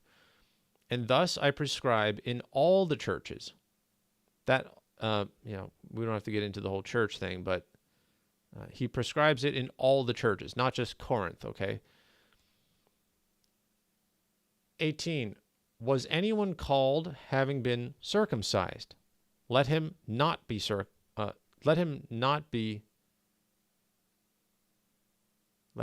uncircumcised.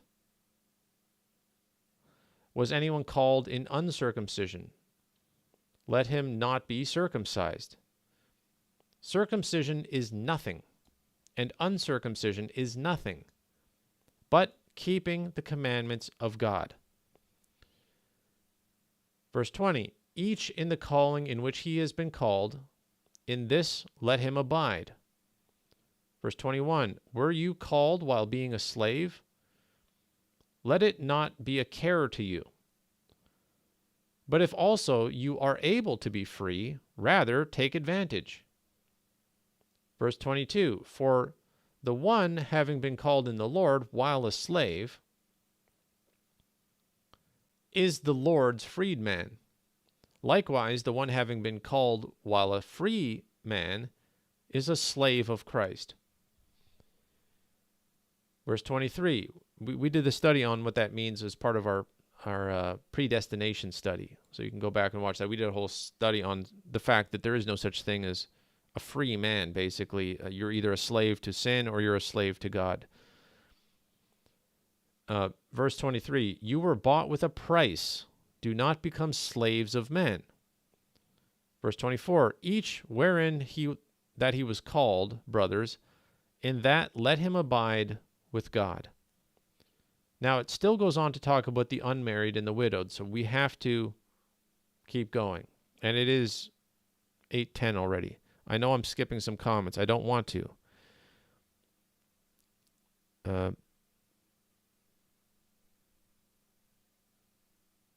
Nice to see you, Matt. Welcome to the chat. Okay. It says, now concerning virgins. I want to confirm here.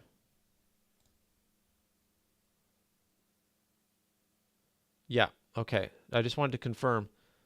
The word here used is Parthenon in the Greek, and it specifically is about maiden girls, not virgin men. It says, now concerning virgins, meaning virgin girls, I do not have a commandment of the Lord. I have to say, those who say that everything in the Bible is inspired, God telling the person, write exactly this, these are the words of God, every single word in the Bible is basically God speaking onto the page, please pay attention to 1 Corinthians chapter 7. There are times when literally the author himself is saying, I do not have a commandment from the Lord. I literally don't. You asked me about it. I've thought about it. Probably prayed about it. Zero. God is not saying anything on this particular subject. Now, that is a gigantic thing to try to wrap your head around if you've grown up with the idea that everything in the Bible is 100% set in stone directly from God. Paul is straight up saying the Lord does not have a commandment concerning unmarried women. Like I was saying, they were considered the property of their fathers, and they would be, given to a man who the father approved of. So we're still not talking about the current modern day situation. But Paul literally says, God is not telling me anything about this. Now, here's what he says after. But I give judgment as having received mercy from the Lord to be trustworthy. I feel like saying that a lot of times because I don't get commandments from God. I read the Bible. And when the Bible doesn't say something, I feel like saying I give judgment as having received mercy from the Lord to be trustworthy, but that's it. And I'm not as trustworthy as Paul. Paul was doing miracles and setting up churches and writing the most amazing epistles ever and being shipwrecked and killed and stoned and resurrected and sent up to heaven and seeing prophecies and everything that Paul was going through. And even he's not presumptuous on giving these judgments. He says he's giving judgment as having received mercy from the Lord to be trustworthy. 26, therefore I think this is good, because of the present necessity, that it is good for a man to remain in the same manner. Now, he's just talking about a virgin girl. So he says, I think because of the present necessity that it is good for a man to remain in the same manner. Verse 27, have you been bound to a wife? Do not seek to be loosed. Have you been loosed from a wife? Do not seek a wife. But if also you shall have married, you did not sin. And if the virgin shall have married, she did not sin. But, here's the twist, such will have tribulation in the flesh, and I am sparing you.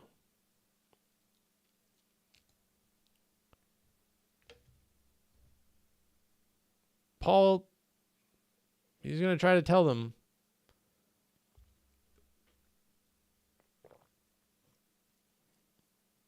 if you get into a relationship, get ready for a kind of tribulation. It's going to get harder for you as a Christian because you're going to have to deal with another person. One Grateful for Grace is amazing. Even the apostles weren't perfect, and they walked with Jesus.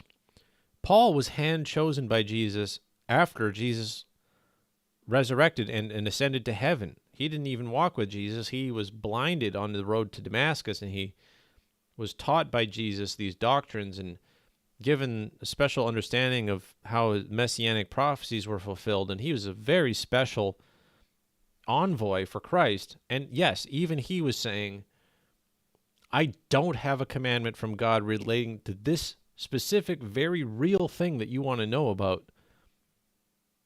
You know, what should virgins do? How should we get married and not get married and all these things? There's one section here of this whole thing where it says that God was saying it, not Paul.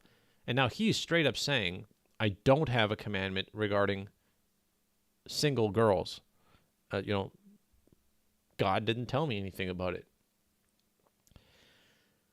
I have to imagine, what Paul says here, because of the present necessity, try to remain in your same condition.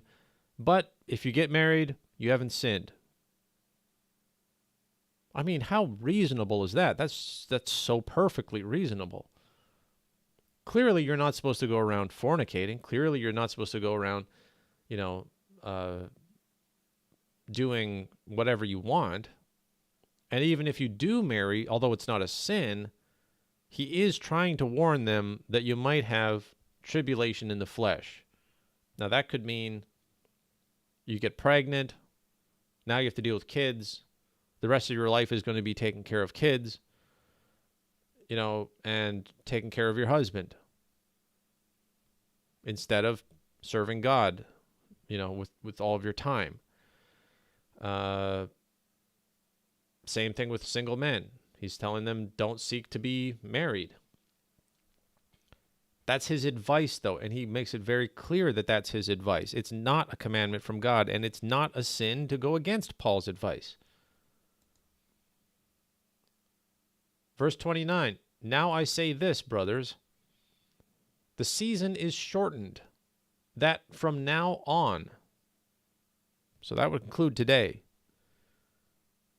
that from now on, both those having wives should be as having none, and those weeping as not weeping, and those rejoicing as not rejoicing, and those buying as not possessing,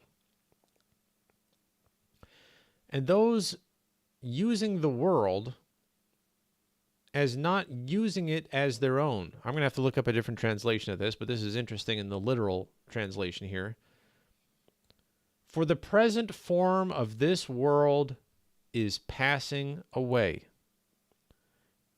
That was written 2,000 years ago. Paul did not understand the timeline.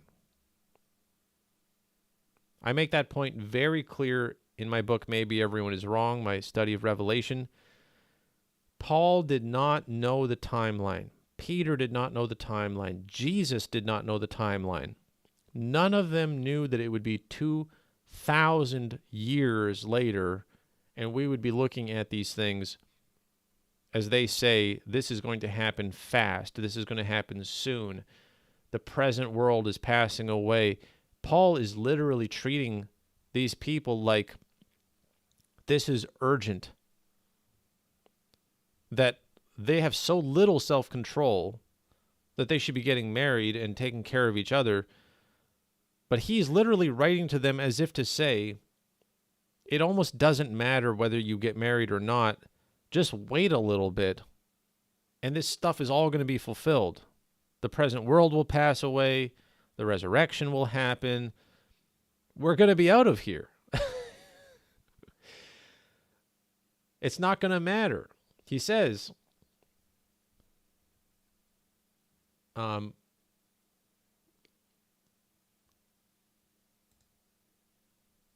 the time is shortened that from now on, both those having wives should be as having none. And let's look up a different translation here. Verse 29. Because I don't think he's saying should be. I think he's just saying it will be like that. That was at verse 29. Now this I say, brethren, the time is drawing close. For the time that remains, let those who have wives be as if they did not have wives, and those who weep as if they did not weep. Yeah, and so he goes and says that, and then, and those who use this world as if they did not use it as their own, for this world is in its present form is passing away.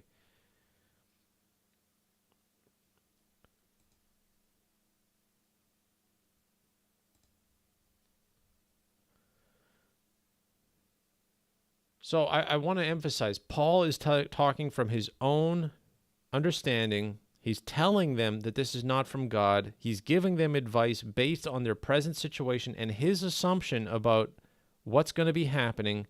If Paul knew for a fact that it would be over 2,000 years later, or I guess not over 2,000 years, but 2,000 years later, that people would still be Christians and,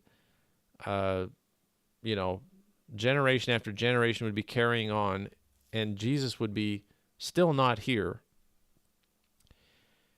I don't think he would have given them this advice.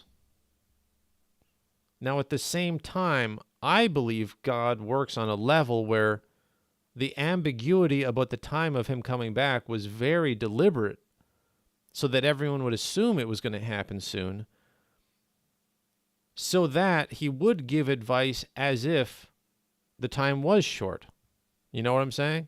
So even though Paul might have changed his writing if he knew it would be thousands of years later, God knew it would be thousands of years later. The Father knew that it would be thousands of years later, but still had them believe it was going to be soon so that they would write accordingly. And then every generation afterward, what happens? They read these words as if it is urgent, and then they take it as urgent. So I still think that God was setting it up so that this type of advice would be getting used and be given. Now, verse 32. We've got about probably 10 verses left. And I desire you to be without concern. He doesn't want these people to be worried. That's something I keep trying to tell people. The unmarried man cares for the things of the Lord, how he should please the Lord. Verse 33, but the one having been married cares for the things of the world, how he should please his wife, and is divided. So his loyalties are divided between his wife and God. That is just such obvious common sense. If you actually look at the real world, nobody talks about that. This is another reason why I resent churches piling on guilt for single men, trying to force them to get married when they're not ready to get married, or say, if you ever think about sex, that you have to get married right away because otherwise you're burning in your passions, and you're burning in your passions means you thought about a woman, and that means you're going to go to hell because you're burning in your passion. No, what you're actually doing is shoving them into something that Paul said you shouldn't even be worried about in this life. You should just have self-restraint. You should serve God. You shouldn't be worried about your spouse. and that's actually going to be troublesome for you if you do decide to get married. He's advising them not to do it. Churches highly pressure people to do it. I know guys personally who were strongly pressured by their church to get married. They got married. They had to use some weird tactics to get married. You know, not the ideal setup for a marriage.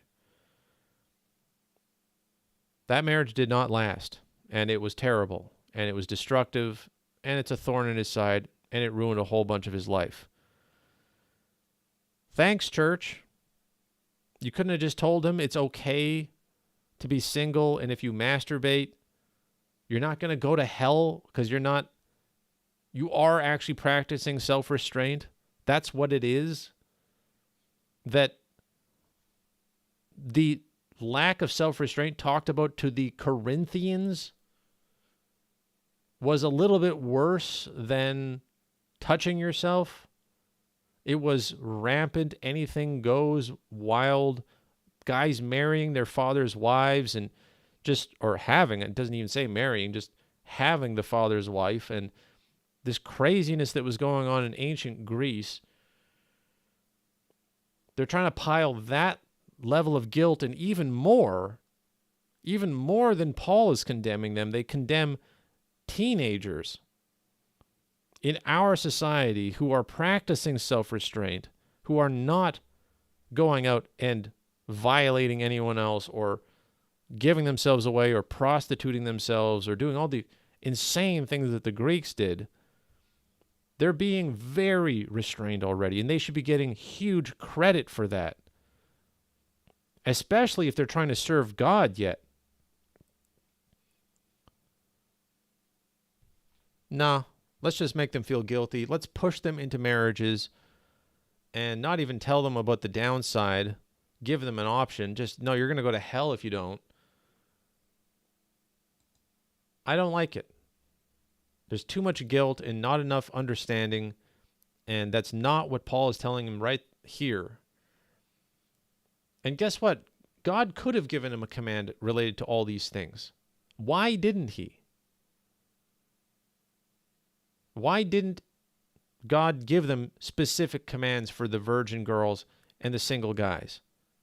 God does not care that much about your sexuality. He has limits. There's things you're not supposed to do. There are ideals for how you should be. But if a guy and a girl meet each other and they like each other and they hook up and they stay together in a relationship for a long time and they're serious about it, I don't think God is condemning them, the unmarried real couple. You should get married. Back in the day, the woman would be protected by the family of hers, the father and the family. And so you wouldn't be able to just run off with a woman. If you're in a actual pairing and you're committed to each other, legal status, marriage, and the whole tradition of the way that the church has handled it, it's so ignorant because we're just living in our society as if there is no backwoods, tribal cultures. You know, these people who are, their intention is not to go sleep around. And God straight up does not give commands. And then they twist around the word fornication, as we have seen, which is why I did a whole lecture on it. Sexual immorality and fornication. They throw around this word in these translations without looking at what that word actually meant in the Greek, which was about prostitution. There's so much here. The gray area of sexuality in the New Testament is all about trying to encourage people towards self-restraint and love and marriage and family and good stuff like that. But it so does not pile on the kind of guilt that churches have created. And I can't even talk about it because people aren't ready to hear it, and that's fine. What the whole of First Corinthians is about is people not being ready to hear certain things yet. But the real world outside of church culture, if you could go and talk to people in, some random area of China or, some place where they basically don't know anything about this, you could try to get them to do the ideal Christian things.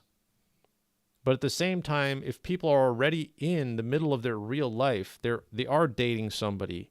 They are dating but not married. They're having sex, but they're staying together. Are you going to condemn those people? Are you going to force them to get married by the state, by the Communist Chinese Party? Are you going to let's deal with real life as real life and just have clear priorities? That's what I think this whole thing is trying to do. And Paul is literally saying, I'm just trying to spare you. I'm trying to spare you problems, and we should treat this world as if it's passing away and we don't have time.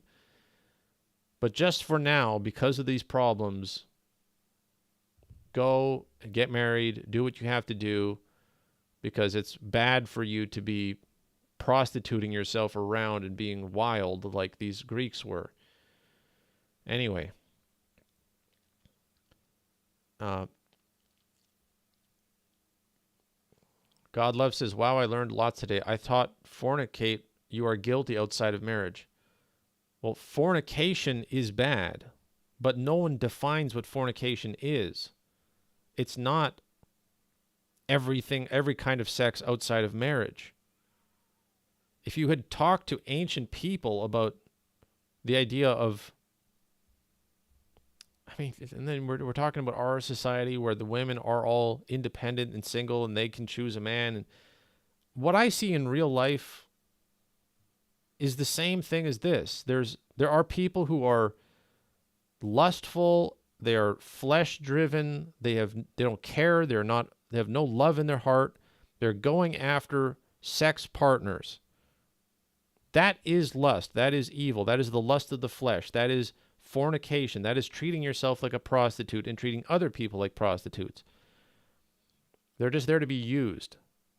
Then I see a whole category of people who are in committed real relationships where they are trying to make it work and everything in society is against them. Maybe they've never even been taught in a culture to be married or respect marriage, but they still want to be together and they're struggling and whatever. The sudden rush to condemn and to make it sound like it's completely black and white, and they throw around the word fornication, which they've never researched what that word even means. It does a lot of damage, and it's just does not have a basis in what the Bible says. It's not that much of a black and white area.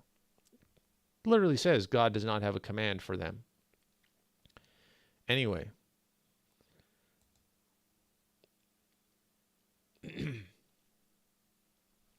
It says, the one having been married cares for the things of this world, how he should please the husband, speaking of the women, and that the man, has to care about how the things of this world, how he should please his wife, and he's divided.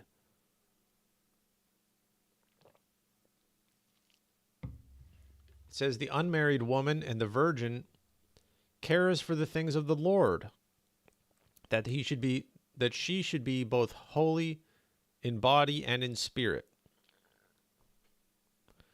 But the one having been married cares for the things of the world, how she should please the husband. 35. Now I say this to your benefit. I say it for your benefit.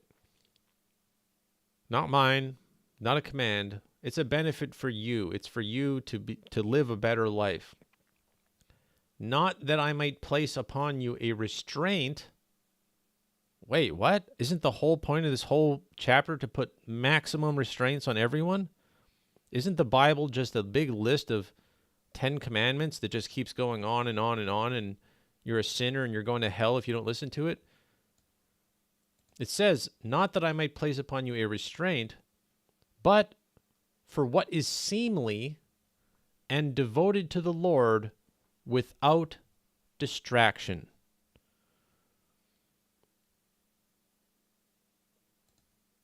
He wants you to be focused on the kingdom of God. Act as if you're dying. Act as if the world is going to end. Act as if there are better things to be worrying about than your sex life.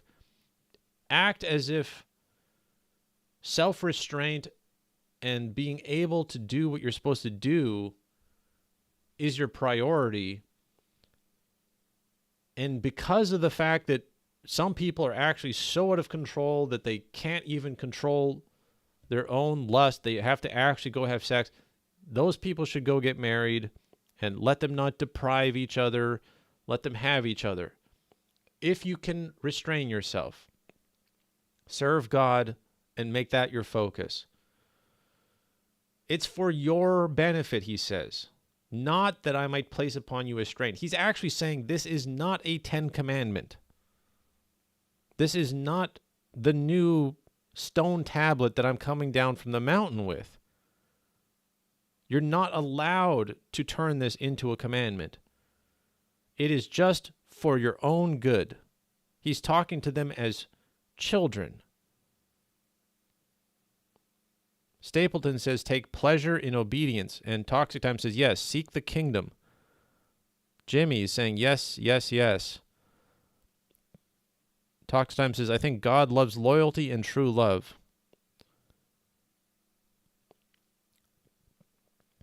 User 71 says, also, what was life expectancy? 35. That's a huge misconception.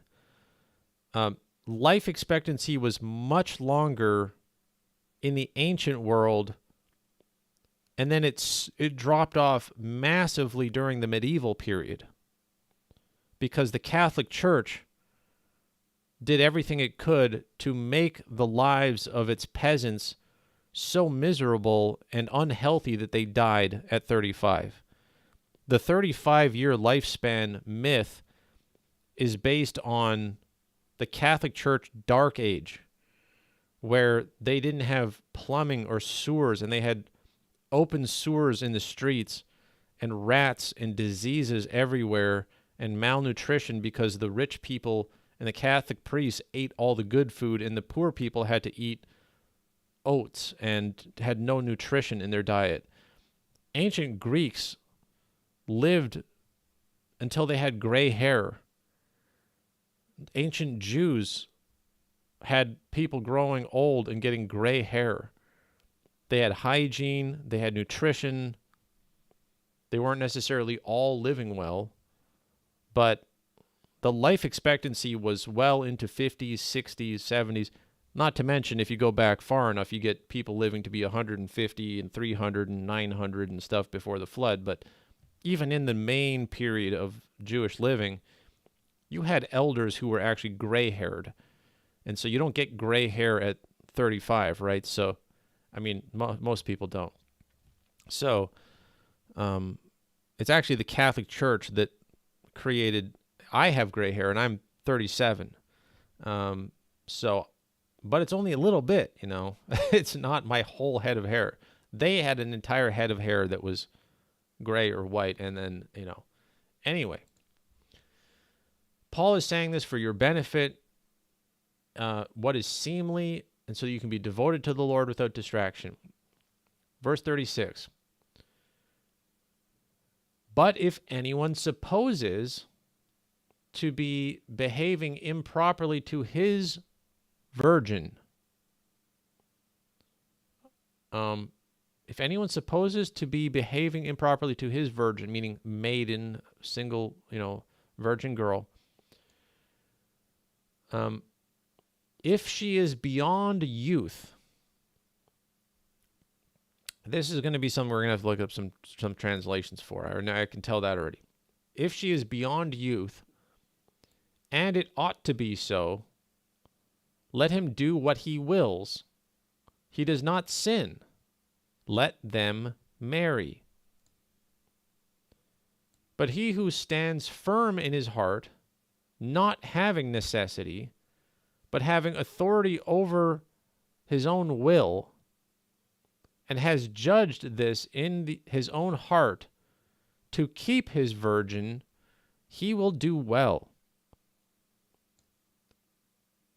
So then also, the one marrying his own virgin does well, and the one not marrying will do better.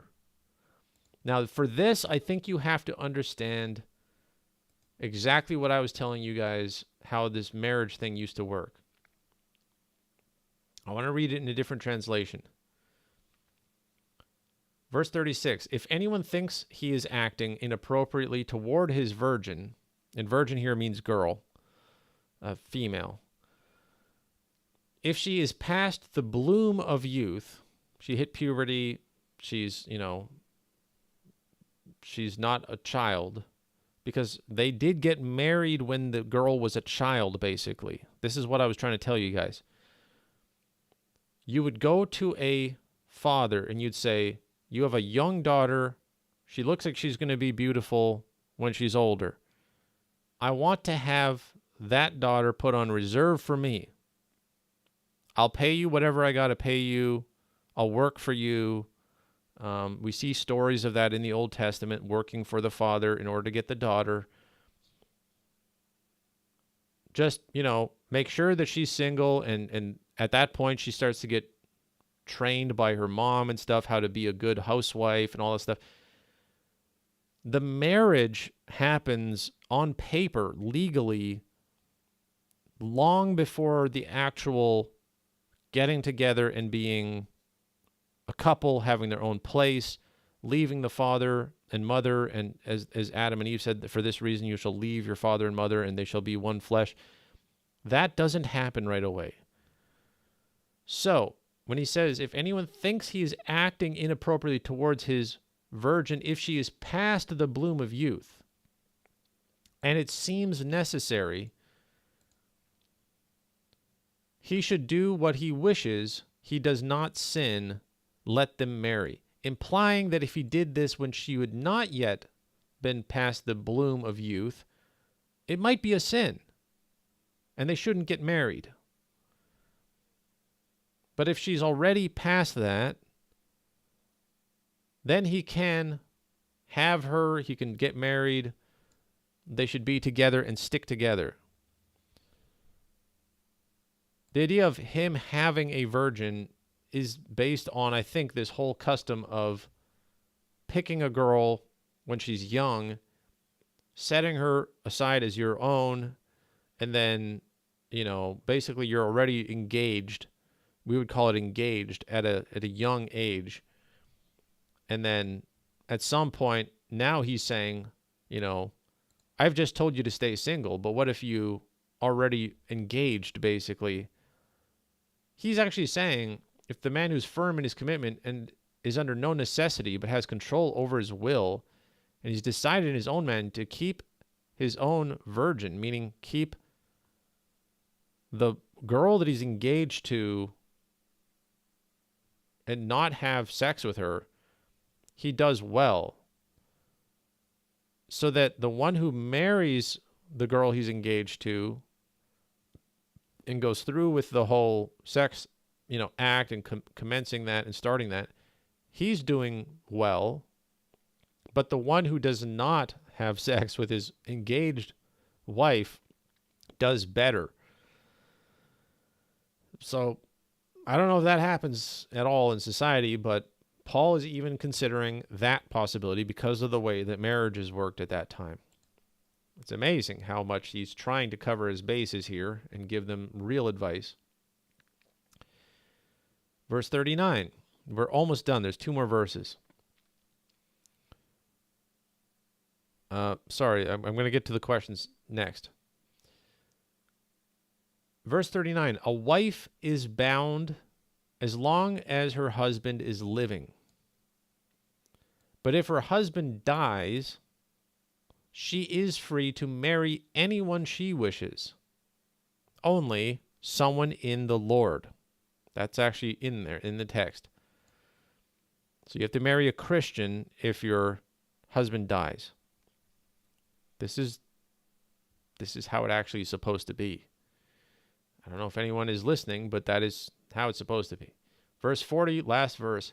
But in my opinion, says Paul, she will be happier if she remains as she is, and I think that I too have the Spirit of God.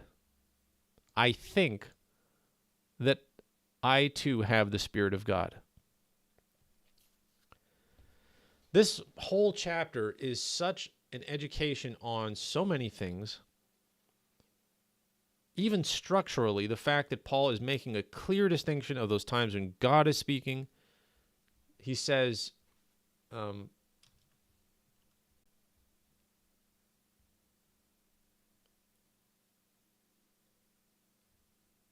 he say at one point, I institute this in all the churches? Yeah, he says, nevertheless, as the Lord has assigned to each one, as God has called each person, so must he live. I give this sort of direction in all of the churches. If anyone was circumcised, let him not be circumcised. If anyone is uncircumcised, let him not get circumcised. He's teaching that to all the churches, even though they wrote to him about their specific case. So there's so many things structurally here where Paul is clarifying when he's talking to different groups. He's trying to sort out this whole mess. But then you also have all the teachings about the actual priorities. It's good to be single. It's good to act as if the world is going to end and you don't have time to worry about this stuff. You just focus on serving the Lord. It's good to do all those things. But he says, I'm doing this for your convenience. I'm telling you this to spare you trouble and distraction. He actually uses the word distraction.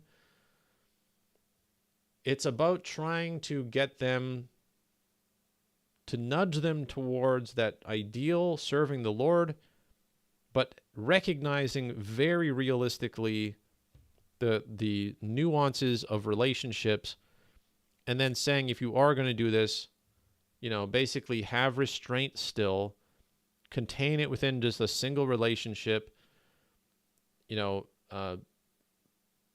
do what you have to do in order to remain decent and orderly and restrained within the relationships you have, or relationship singular that you have.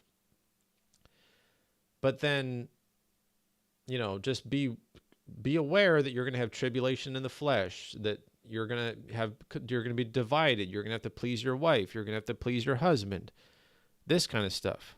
So he's basically comforting those who are widows, single, unmarried, and trying to push them towards a position of grace and self-restraint instead of pressure to get married, and then also be a great Christian, and then also serve God, and don't have any distractions, even though you have kids, and now you have a wife, and you have to work to feed your wife and kids, and you have to do all these things. But don't get distracted. You still have to serve God.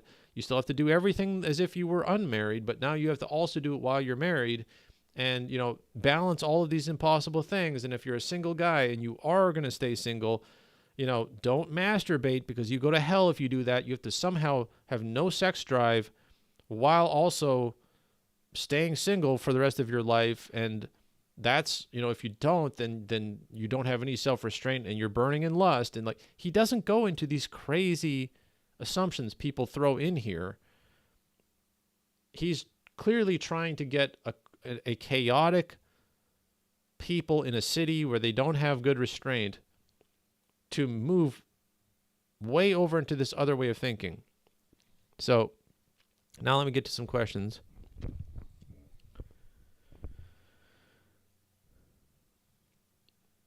User 71 says, what about the world of Internet C? Is that the same concept? I don't know what you meant by that. Shadow Raid says, infant mortality skews that metric. A 100-year-old and an infant death nets 50 average. Is that really how it works? I know that infant mortality was really high at some points and not other points, but that also just had to do with malnutrition and stuff. I thought that was also just a part of the whole Dark Ages malnutrition, people's teeth falling out and going blind, and basically everyone, all the peasants being like, starving their whole life. Stapleton says, the gray hair is in support of your wise knowledge, Terry. It suits you. Well, thank you for that. Stapleton, and then user 71 says, or stress, lol. User 71 says, I have a question. If this is ancient history, are we living this way? Or supposed to? I came late. There are certain principles here that are timeless. I mean, I would say, I literally think that the world, we're going to live to see the end. Now, every generation might have said that before me. I still think it's actually true with us. So I'm treating myself that way. I mean, if circumstances aligned and I got married, I wouldn't, I don't think I would fight it. But, and certainly there are times when I really wish I was married. But I am content to serve the Lord and think, we might just have a little bit of time left. And let's try to maximize it for God and not for ourselves. So the priorities are the same. The particulars here, it's different because of the way that marriage works, the way that society works. You would give a bunch of different advice to today's people because of the way that Satan is turning marriage inside out and ruining it and dividing up families and taking kids away from their parents. And Paul would absolutely have talked about the craziness of society if he was writing to today's people. But he wasn't. He was writing to a very different people where they had self-restraint was the big problem, not a conspiracy of uncomparable proportions from the youngest age trying to ruin relationships and harm marriages and disrupt the family. So it's worse now than it was then in a lot of ways, and the warnings would be appropriate for that. And you asked, does better how? Because he says, the one marrying his own virgin does well, and the one not marrying will do better. He will do better because he will be not thinking about sex. It's pretty obvious. He'll have a wife. The wife will presumably help him take care of his house, still do things for him, still be a help for his life as a Christian who's serving God. There won't be having sex because it says, he who stands firm in his heart, not having necessity, he can keep that, he can keep his sex out of the question and then focus fully on serving. Paul over and over here is comparing it to himself. We know from Paul's life, he didn't settle down. He went to prison. He traveled around. The Holy Spirit was guiding him and all sorts of things. He was doing miracles. He's getting chased. Assassins are literally chasing him. And he's trying to escape murderers trying to kill him. And at the end of his life, we know that he says he ran a good race and he fought a good fight. He's not ashamed of the fact that he didn't have the settled down home life. He considers that to be a full service to God. So everything he's saying here is about, hey, have you considered just being like me? Be a fugitive, be somebody who go, like there's so much that needs to be done in Paul's, in the early church, so much work to be done. Have you considered just serving God and helping me out here? I could use more disciples. We need more people like that. And so you would do better to have a wife and not even have sex if you could be completely restrained and it was fine, than to be married and have sex. Although if you're married and you're having sex, he says you do well. At least you're not, screwing around and doing whatever you want. You're doing well, but it could be even better if you were still devoted fully to God. Doesn't sound like a great marriage to me. Paul is working on a different level.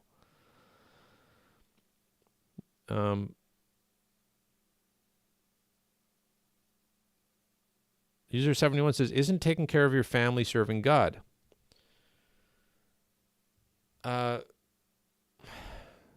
Not really. I mean, you are obligated morally and ethically very strongly to take care of your family if you do start a family. But it's not some sort of inherent like service to God to start a family. It would be better if you didn't and you serve God more fully without distraction. But since people have to get relationships, they have to, deal with that, and you do get married, there's degrees of taking care of your family well. It says that if you want to be a bishop, you should have a family and rule your family well. There's circumstances where being married is actually considered a qualification for a higher, being an elder in an office. There's all sorts of nuance here. It's not black and white. You said it sounds all over to you. That's because it actually was. God is not giving commandments on most of this stuff. Only a couple things God had a commandment on. Paul is trying to put out fires and keep these people seeing the big picture while dealing with very specific situations. There's a reason why it is this way. If God wanted another 10 commandments, he could have written another 10 commandments. He didn't. He wanted the Holy Spirit and judgment and the assembly and common sense and the call to serve the kingdom and all of these things to come together into something more finely tuned and universal. User 7 says, I guess that's why priests don't marry. No, priests don't marry in the Catholic Church because the Catholic Church doesn't want to have to give them property with their kids that they have and deal with the inheritance problem of, priests having all these different lines, not to mention the corruption of that, where they actually, as an excuse, aren't married, and so they have sex with nuns and they had abortions and all these types of things. There's the whole horrible history of that. It actually says in the Bible that if you're going to be, first of all, there's no special priests in the real church, but if you're going to be a bishop, you're going to be an elder, a leader of the people, you actually are supposed to be married. So they're clearly disobeying the Bible by making their clergy and their upper clergy all forced to be single.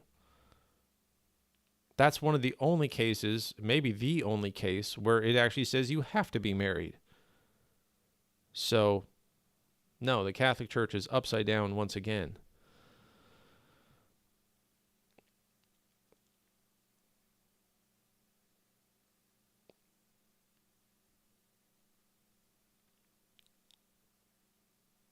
Hank says, I hope you can answer me. I living in the Netherlands at the border of Germany. That's where my girlfriend. You're going to have to finish that thought yet. Jimmy, yeah, that new commandments at Sinai, I'm absolutely going to be talking about that this week on TNT Radio on the podcast that I'm going to be on. I missed some comments on YouTube. I want to get around to that. Travis and someone else were talking here.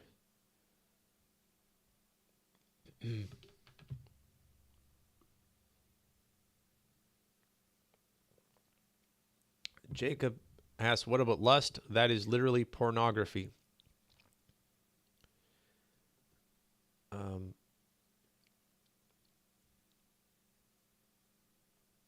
What about lust? That is literally pornography. Well, lust does not necessarily mean pornography. In the traditional sense of the word, lust meant actively scheming to arrange for yourself to have sex with the person you want to have sex with. It was about pursuing somebody sexually, a specific person, or in the case of these Greeks, anybody that you're interested in. We don't have any commandment of what they would have done if they had pornography like we do. You could say that that's lust in your heart, in your mind, in your imagination. Yes, it is. But now again, we come back to the idea of relative sin. Those who are, because that's what this whole thing has been about. He even says, you're not sinning if you do this, but you should do that. And it's okay if you do this, but it would be better if you did that. And I'm trying to spare you personal problems, but I'm not trying to put a restraint on you. This whole thing is about degrees of moderation and consideration and advising them. So to make a hard rule that looking at pornography is equal to, sexually violating someone or being a prostitute or some other extreme like that is also nonsensical. It's not healthy and good, but it is a form of restraint compared to what it would be to go hire a prostitute. Let's have a little bit of nuance. God Love says, wow, I learned lots today. I taught we already read that.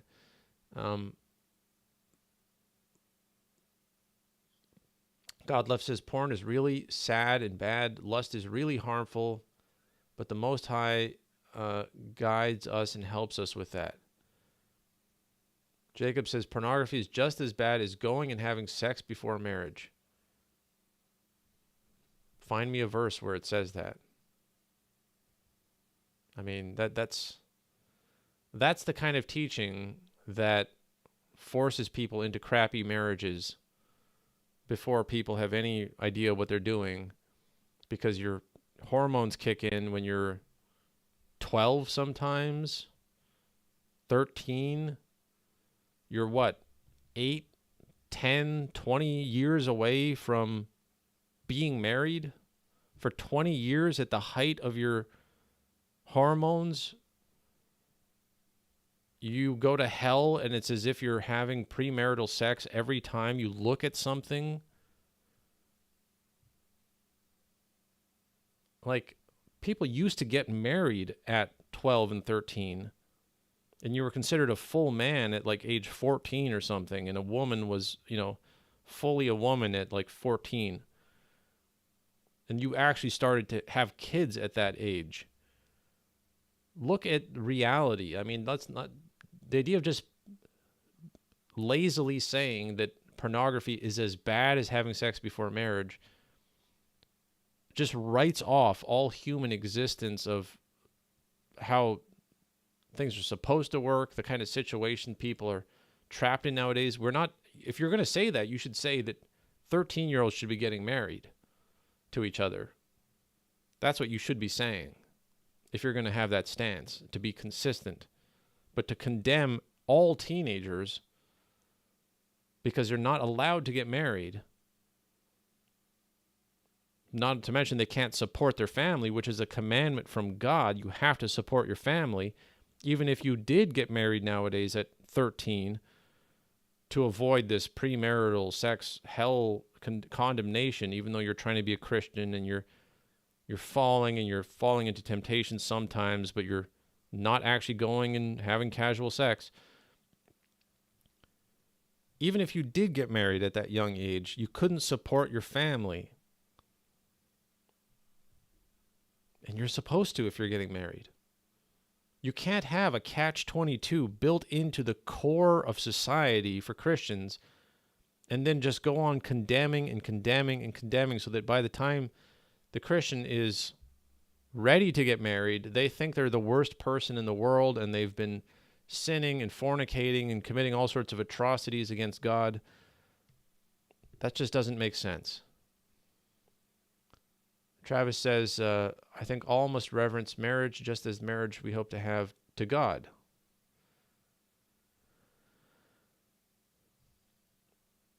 Um,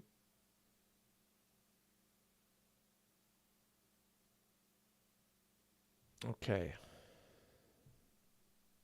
Travis says, I think I can try to explain where it says porn is bad. To me, I never thought it's so, but if you think on it, we are not to have profane speech, but we are to watch what goes on in our mind. Deriving enjoyment in someone else's sin is also wrong. It is wrong. It is wrong. I'm not saying that pornography is good or right. I'm saying that if you had to pass judgment on somebody and they feel bad about it, they're using it as a sense of restraint because what they want to do is actually go have sex. That's what the actual fulfillment of the lust in their heart would be. They're not doing that. They're already restraining the actual impulse so that they can do the lesser evil. It's still not good, but we have grace. We have the opportunity to repent. We're supposed to pray for forgiveness every day. The Bible says, should we sin so that grace may abound? God forbid. We're not supposed to, willingly go and sin just so that we can say we have grace. This is the delicate situation that I wish churches were willing to have a discussion on. And again, drive people to actually serve the kingdom. Everything in your life starts to change when you do that. And that's not a message anywhere ever. It's just, can I have sex? Can I not have sex? Can I have sex if this is happening or can I not? Can I watch porn if this situation or can I not? By the way, married people watch porn. Almost every married couple nowadays, if you were watching porn before you were married, you're going to keep doing it when you're married. I've heard, sure, there's going to be exceptions, but there are studies on this. By and large, married people still go off and watch it, sometimes as much as single people, sometimes more, because they find new things they're interested in together. So marriage is not some silver bullet that makes everything correct in your sex life. That's also a misconception that churches are completely unaware of and unwilling to talk about because it's uncomfortable. You're supposed to have unprotected sex. You're supposed to have as many kids as possible and, be fully satisfied with that. And then there's this wait for 10 years, 20 years from your puberty to when you actually get married. Don't look at pornography at all in that whole time. Avoid that, even though it's everywhere. Then get married and, it's just, can we live in the real world? We can set priorities still. People can have some forgiveness and some grace.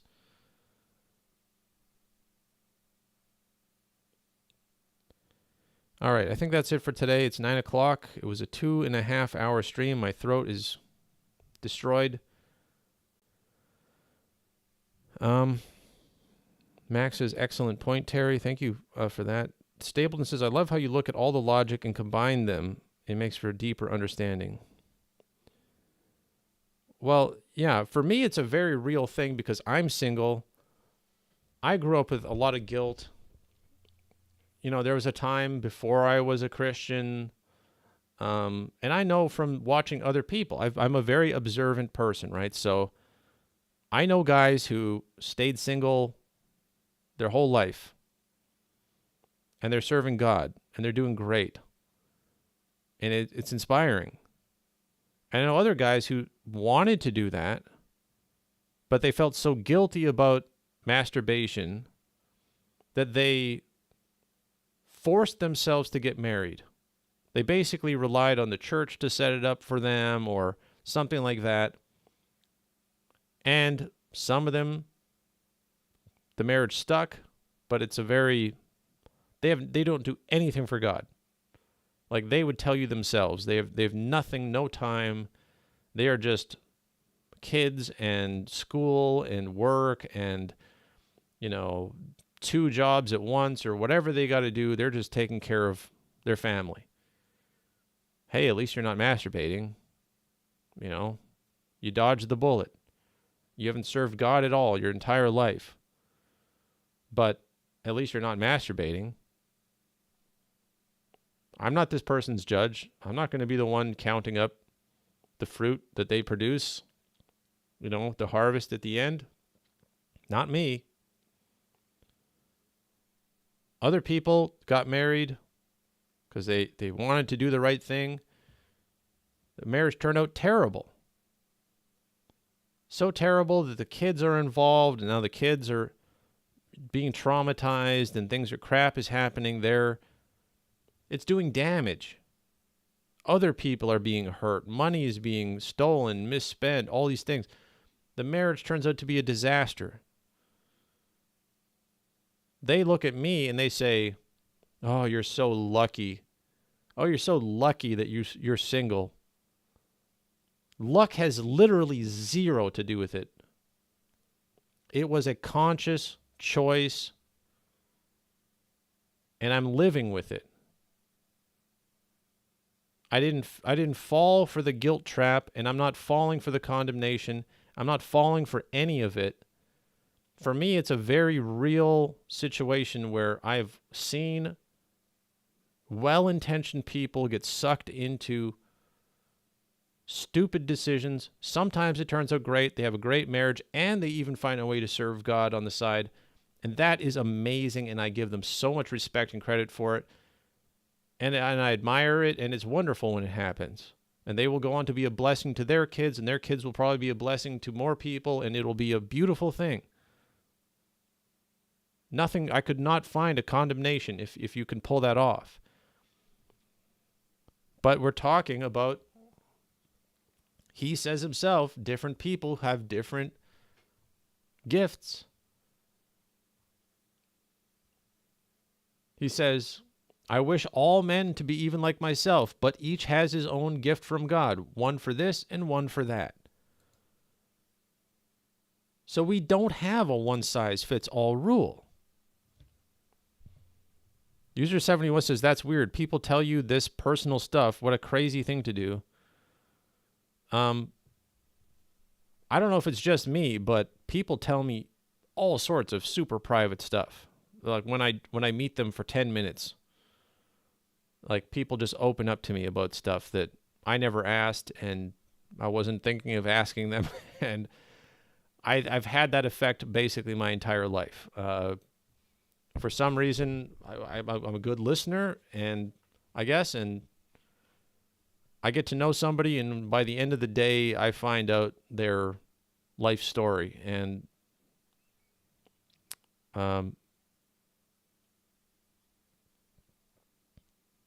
User 71, you're being a real jerk now, and you're just jumping to conclusions. You don't know at all what we're talking about if you're just saying that they're dead inside. What kind of a weird thing is that to say? Stapleton says, "Me too. I get that a lot." Judy says, "It's called confession, and you get healing from it." These aren't, they're not presented as confessions. It's just, I've actually had people tell me, "I don't know why I told you that." Actually, that happens a lot. They say, "I've never shared that with anyone, but, I'm going to tell you." Hey, we just hit 40,000 likes. Thank you for that. So the thing is, my point is, you could also have statistics on this stuff too, right? So I'm being generic and speaking from observation, but you can also just pay attention to your surroundings. Just look at what the guy does with his life. As you get older, you can see the storyline of a person's entire life and where they made the decision to make that, to jump into that commitment. So,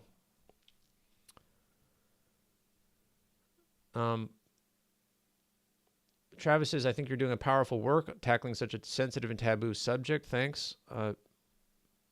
I hope it is a powerful work for some people, and that they at least realize that these types of books need to be studied in the Bible so that we can realize that it's not black and white, and we have to use some judgment and rely on God's grace and still listen to this balancing act Paul is trying to do.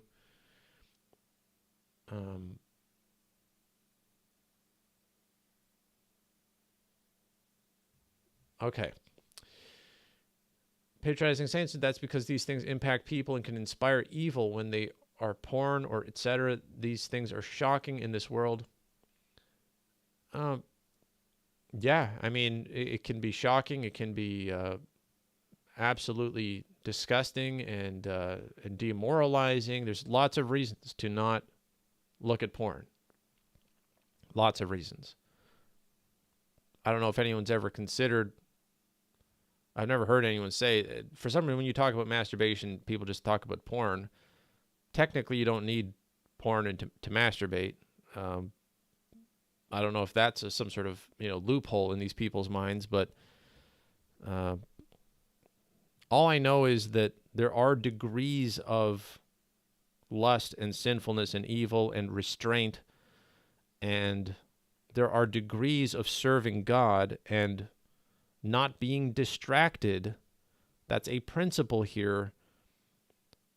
You're very, very, very distracted if you're married and having kids and taking care of everything in your life there. Paul is saying, for your sake, I don't want you to be distracted because the time is short.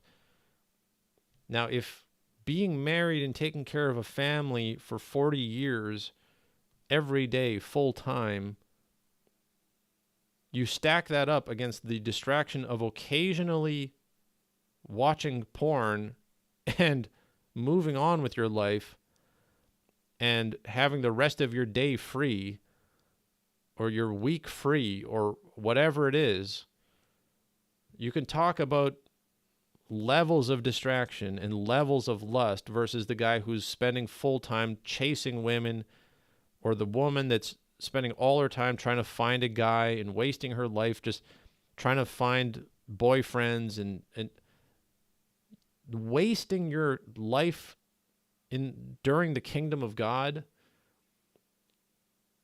is in some ways a bigger violation of what you're supposed to be doing than just getting over whatever it is and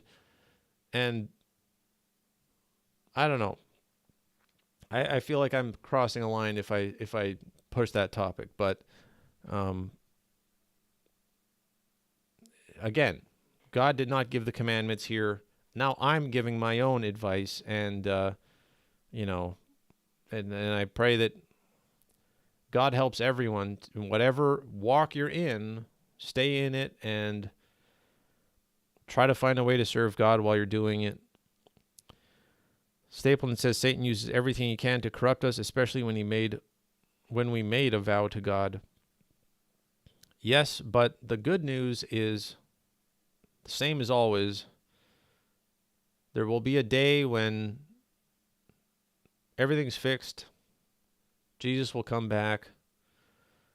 We'll be judged on how we served the kingdom, not on, did you get married?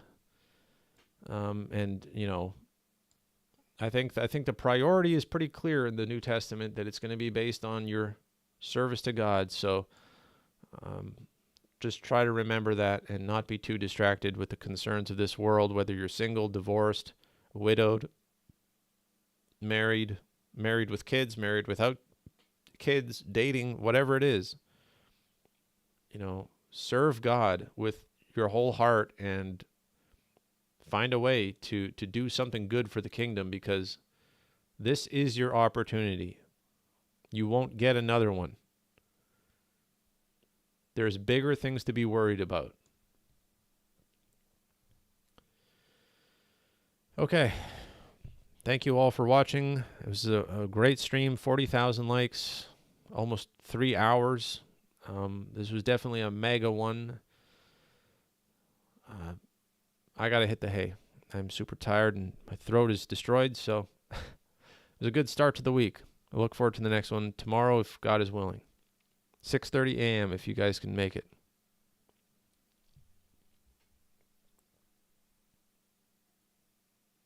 Patronizing Saint, you are correct.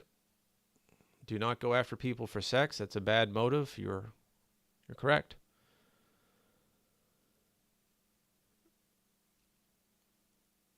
Thank you, Travis, and everyone else. Hopefully you can